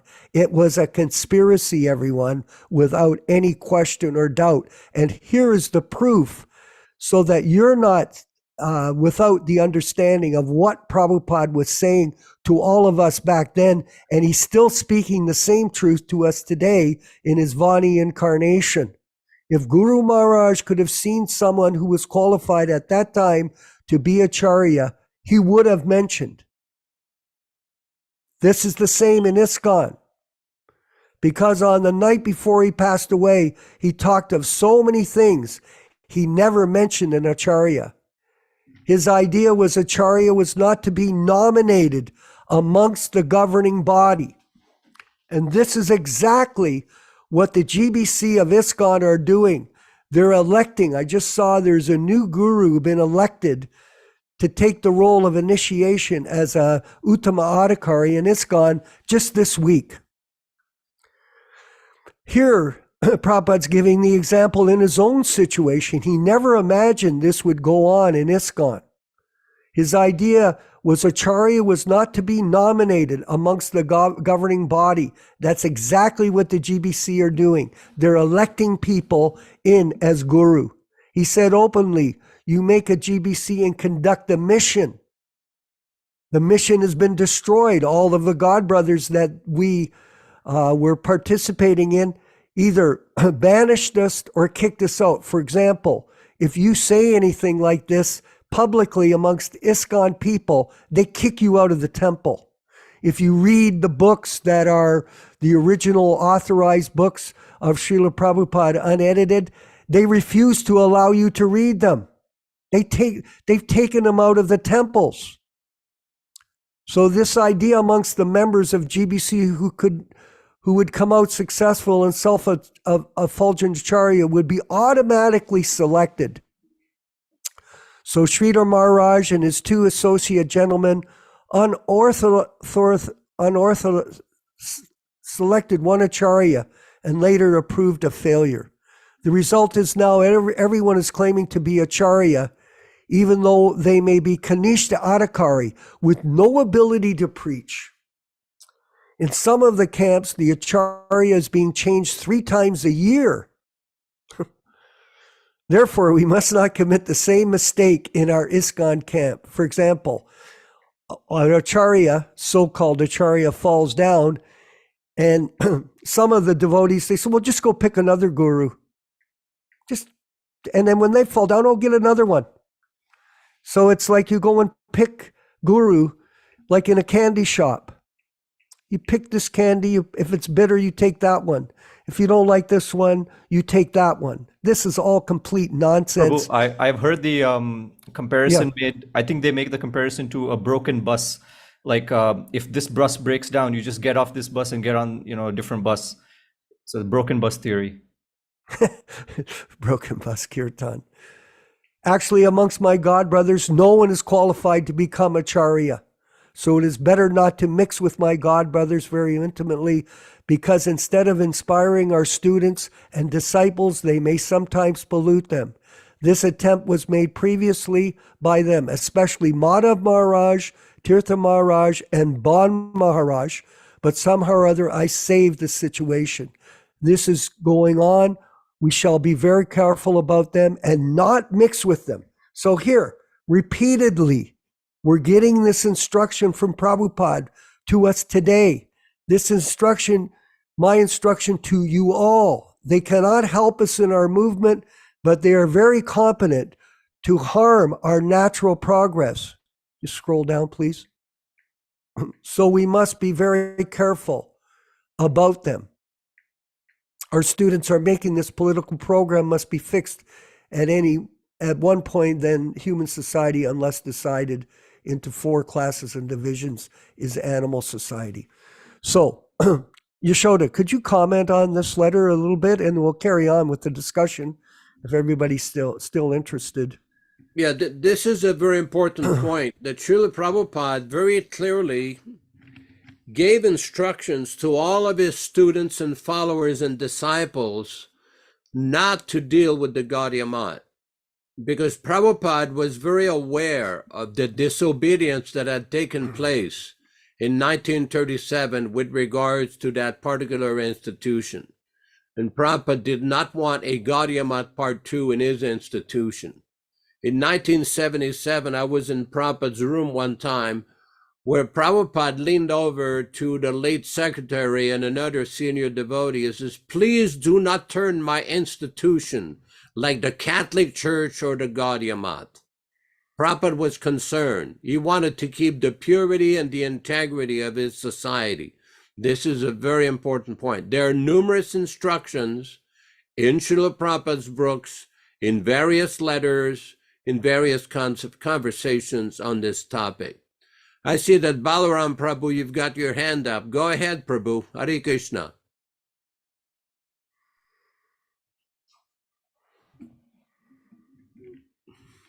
Your audio, Prabhu, we cannot hear you. Maybe we can move to the other questions in the meantime.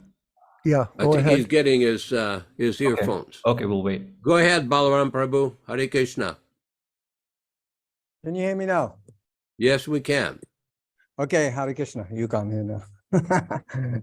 There's somebody here listening also, somebody who accepted Prabhupada as his guru, but he doesn't want to show his face because it's That's Muslim fine. country and a little bit dangerous.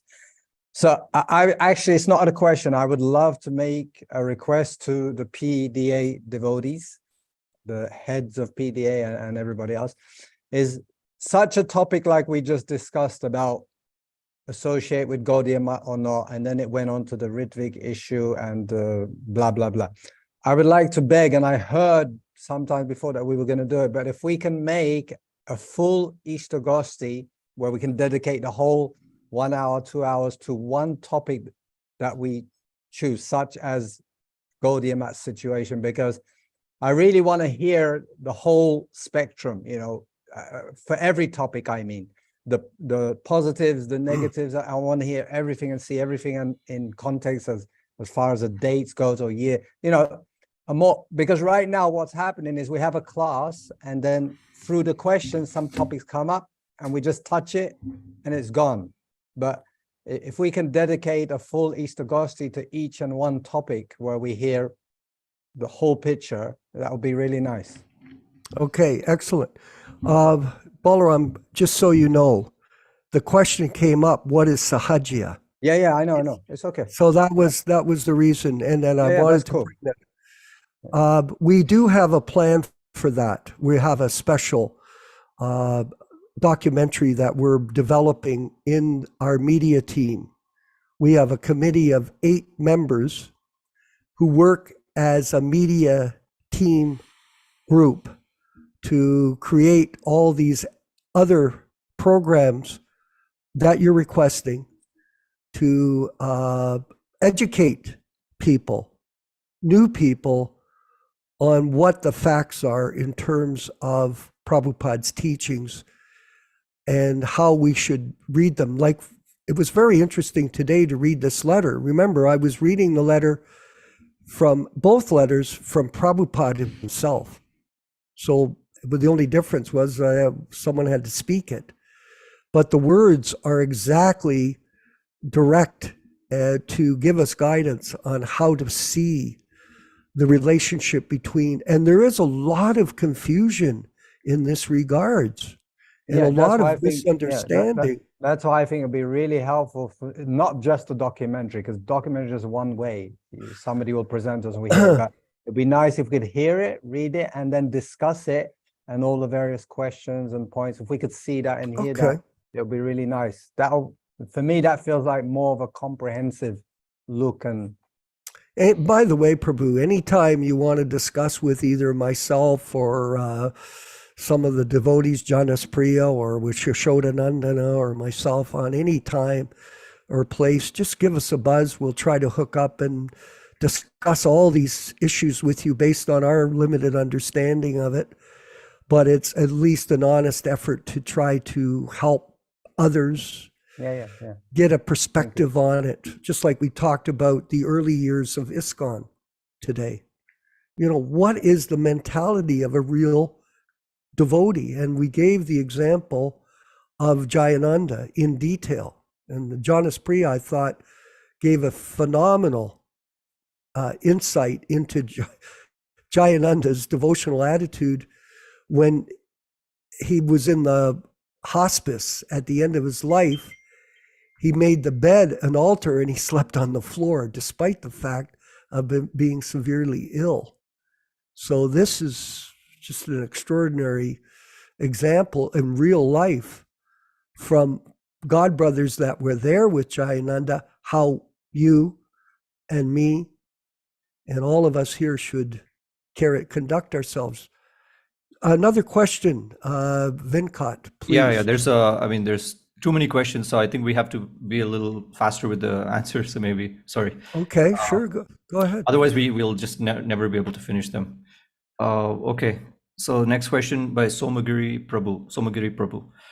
Why Prabhupada wrote in Srimad Bhagavatam 8:12:10 purport and other places too, Lord Shiva or Lord Brahma don't understand properly the Lord, but the devotees can. I mean, our sampradaya is coming from Lord Brahma, and Lord Shiva is the biggest devotee. Or is it just because he wants to show even the demigods don't understand God without bhakti? Thank you. Yaśodā, did you follow that question? Yeah. This question comes up and it explained in different ways in the Bhagavatam that only through the process of bhakti can Krishna be understood. In the Bhagavad-gītā and another place, Prabhupada explained that liberation can only be given by the mercy of Lord Vishnu or Lord Krishna. The process of bhakti is the only way to develop love of Krishna and to be liberated from the material entanglement. And the demigods, like Brahma or Shiva, although they are very powerful, they have a lot of power individually, they still cannot give liberation. So this particular point is explained in numerous places in the Bhagavatam. It goes back to the fundamental point of the difference between the demigods and Krishna. If you look in Bhagavad-gītā, chapter 10, text number 8, in the purport of that important verse of the Bhagavad-gītā, Aham Sarvasya Prabhavo, Srila Prabhupada is quoting a lot of different excerpts or citations from Vedic literatures, from Narayana Upanishad, Atharvashiras Upanishad, from the Veda, from the various Puranas, explaining the superiority of Lord Krishna, Narayana, Vishnu over demigods, because this is a very important distinction that people have to understand. Because when you deal with Indian people have all been indoctrinated with this idea that all the demigods and all the gods are all the same. That if you worship one demigod. Sorry if I may interrupt. The question, I think, was more about Lord Brahma is part of our disciplic succession. So how come he cannot understand properly the Lord, even though, I mean, he's the head of, Brahma, Madhva, Gaudiya, Sampradaya, like that? Okay. Lord Brahma is in a special position because if we look at the Brahma Samhita, he has a very special position because there is also different kalpas. There's different Lord Brahmas in different kalpas, different epochs.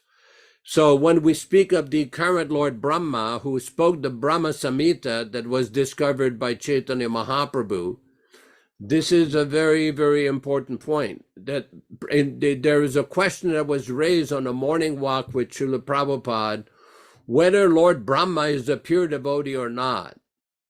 Because there's a story in the Bhagavatam that Lord Brahma ran after his daughter.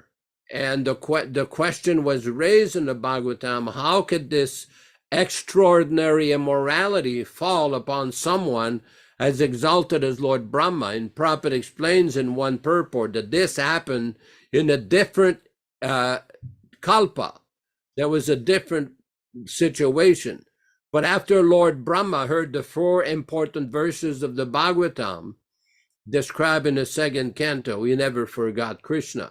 So there's different times in the universal creation, and some of these demigods come at different times where they play a specific leela.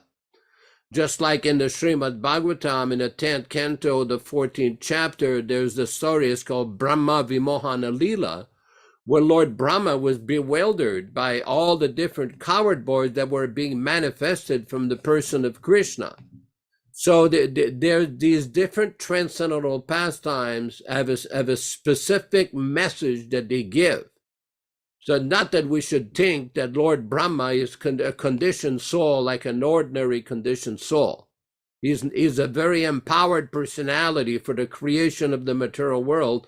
And this particular Lord Brahma, anybody who studies the Brahma Samhita, was basically speaking some very high realizations. I mean, that's the way I tried to explain it with the limited amount of time we have.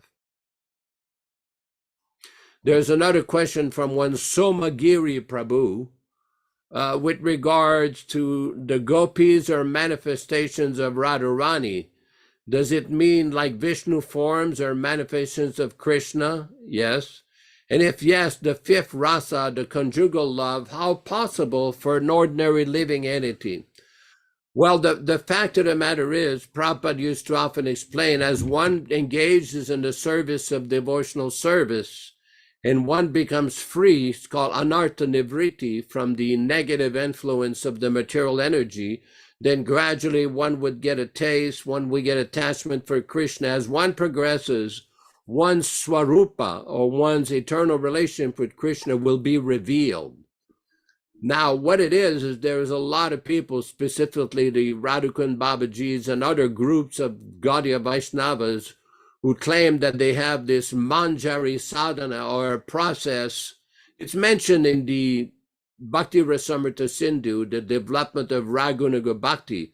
But the way that Srila Prabhupada has explained it, when you become purified, when you become liberated, when you become purified of all anarthas, that swarupa, that eternal spiritual body, will be manifested, will be revealed. This is a much safer understanding than to get misled by various groups or various so-called Babajis who claim that they have a special angle and special gurus that will guide one in their relationship with Krishna, which is very risky. I hope it. You can look up on any of the search engine, look at the word Swarupa or Siddha Deha or Swarupa Siddhi, and there's numerous conversations with Srila Prabhupada where he discusses that. Mm-hmm. Hare Krishna. We're going to move forward, Venkat. I wanted to ask Jonas Priya if he could. Are you still with us, Jonas Priya? In Hawaii. Hare Krishna. Yeah, Prabhu, there's a question here that came up from our friend in Russia, Vishwajit in Russia. He goes, Hare Krishna, why do obstacles come in? Prabhu. Yeah, I'm gonna read your question, and we'll get Jonas Priya to respond to it. Vishwajit is asking this question. He's 19 years old, by the way, Jonas Priya, and he's in Russia. Hare Krishna, why do obstacles come in devotional service of Krishna? And what is the importance of obstacles in a devotee's life? Jonas Priya, did you get that question? Every so-called obstacle is actually a challenge to our Krishna consciousness. And what it seems to be an obstacle is just a chance for us to conquer that obstacle.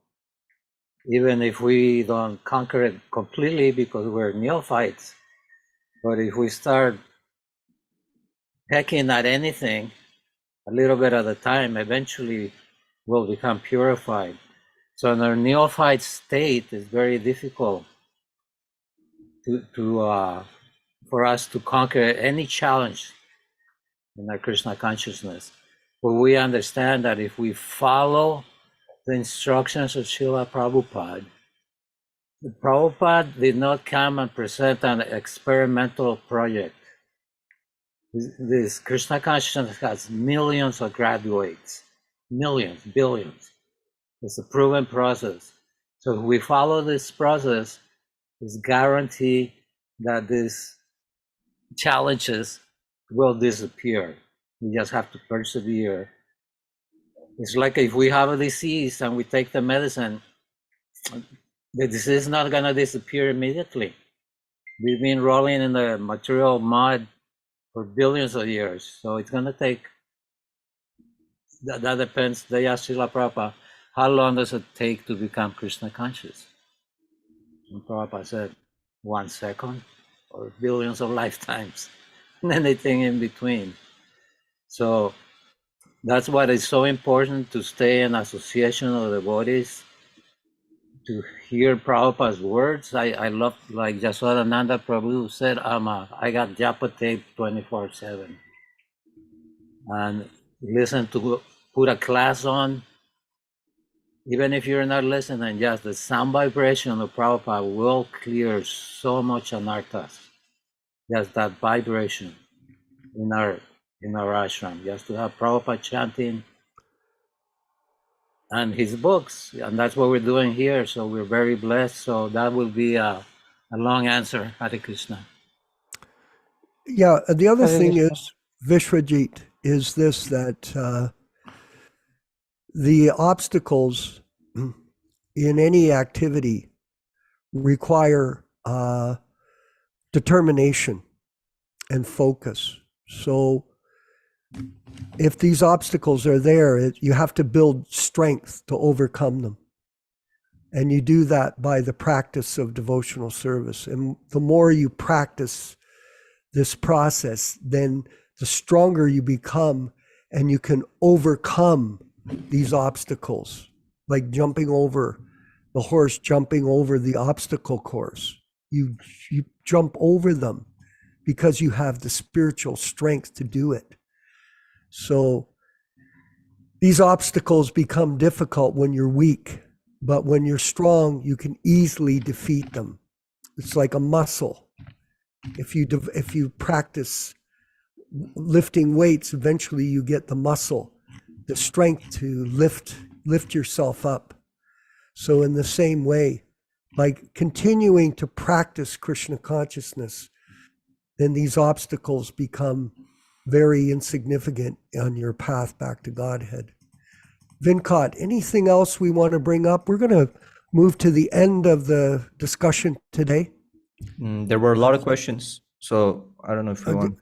Do you want to just, let's just get one more and then get an answer, and we'll move on to the kirtan. Okay. It's almost 12:30. Okay.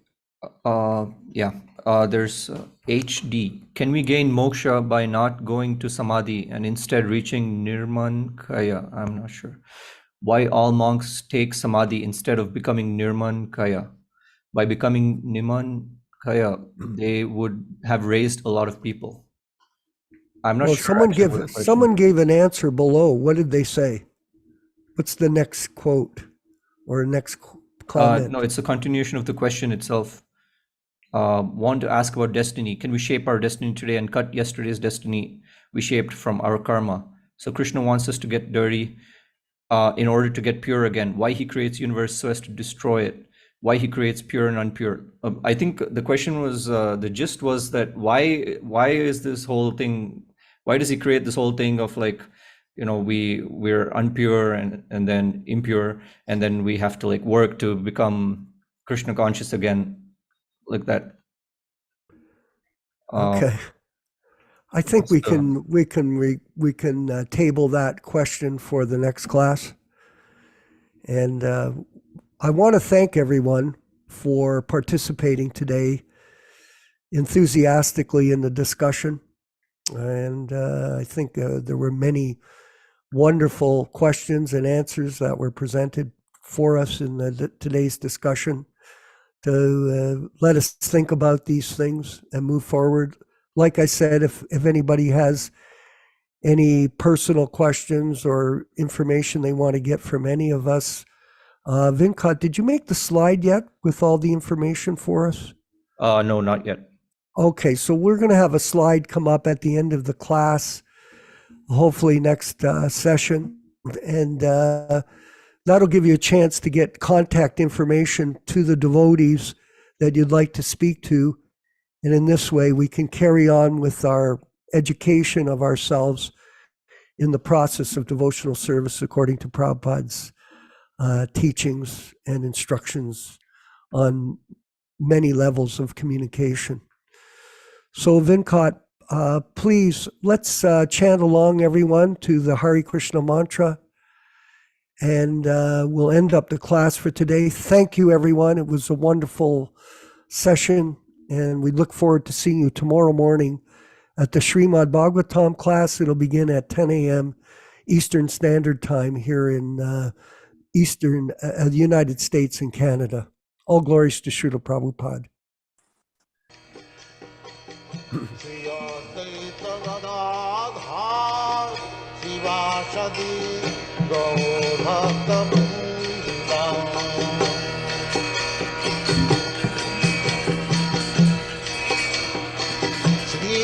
Krishna Chaitanya Prabhu Nityananda Shri Advaita Gadadhar Sivasadi Gaur Bhakta Vrinda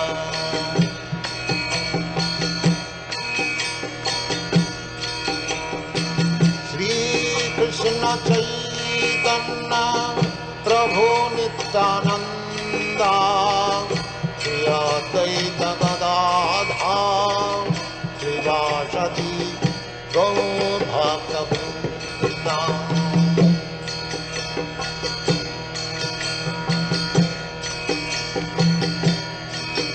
Hare Krishna, Krishna Krishna, Hare Hare, Hare Rama, Rama Rama, Hare Hare. Hare Krishna, Krishna Krishna, Hare Hare, Hare Rama, Rama Rama, Hare Hare. Hare Krishna, Krishna Krishna, Hare Hare, Hare Rama, Rama Rama, Hare Hare. Hare Krishna, Krishna Krishna, Hare Hare, Hare Rama, Rama Rama, Hare Hare. Hare Krishna, Krishna Krishna, Hare Hare, Hare Rama, Rama Rama, Hare Hare. Hare Krishna, Krishna Krishna, Hare Hare, Hare Rama, Rama, Hare Hare. All glories to Srila Prabhupada, all glories to the assembled devotees. Vanchakalpa, Tarubhyascha, Kripa Sindhu, Bhaivacha, Patitanam, Pavanibhyo, Vaishnavebhyo, Namo Namaha. All glories to Srila Prabhupada. We'll see you tomorrow, everyone.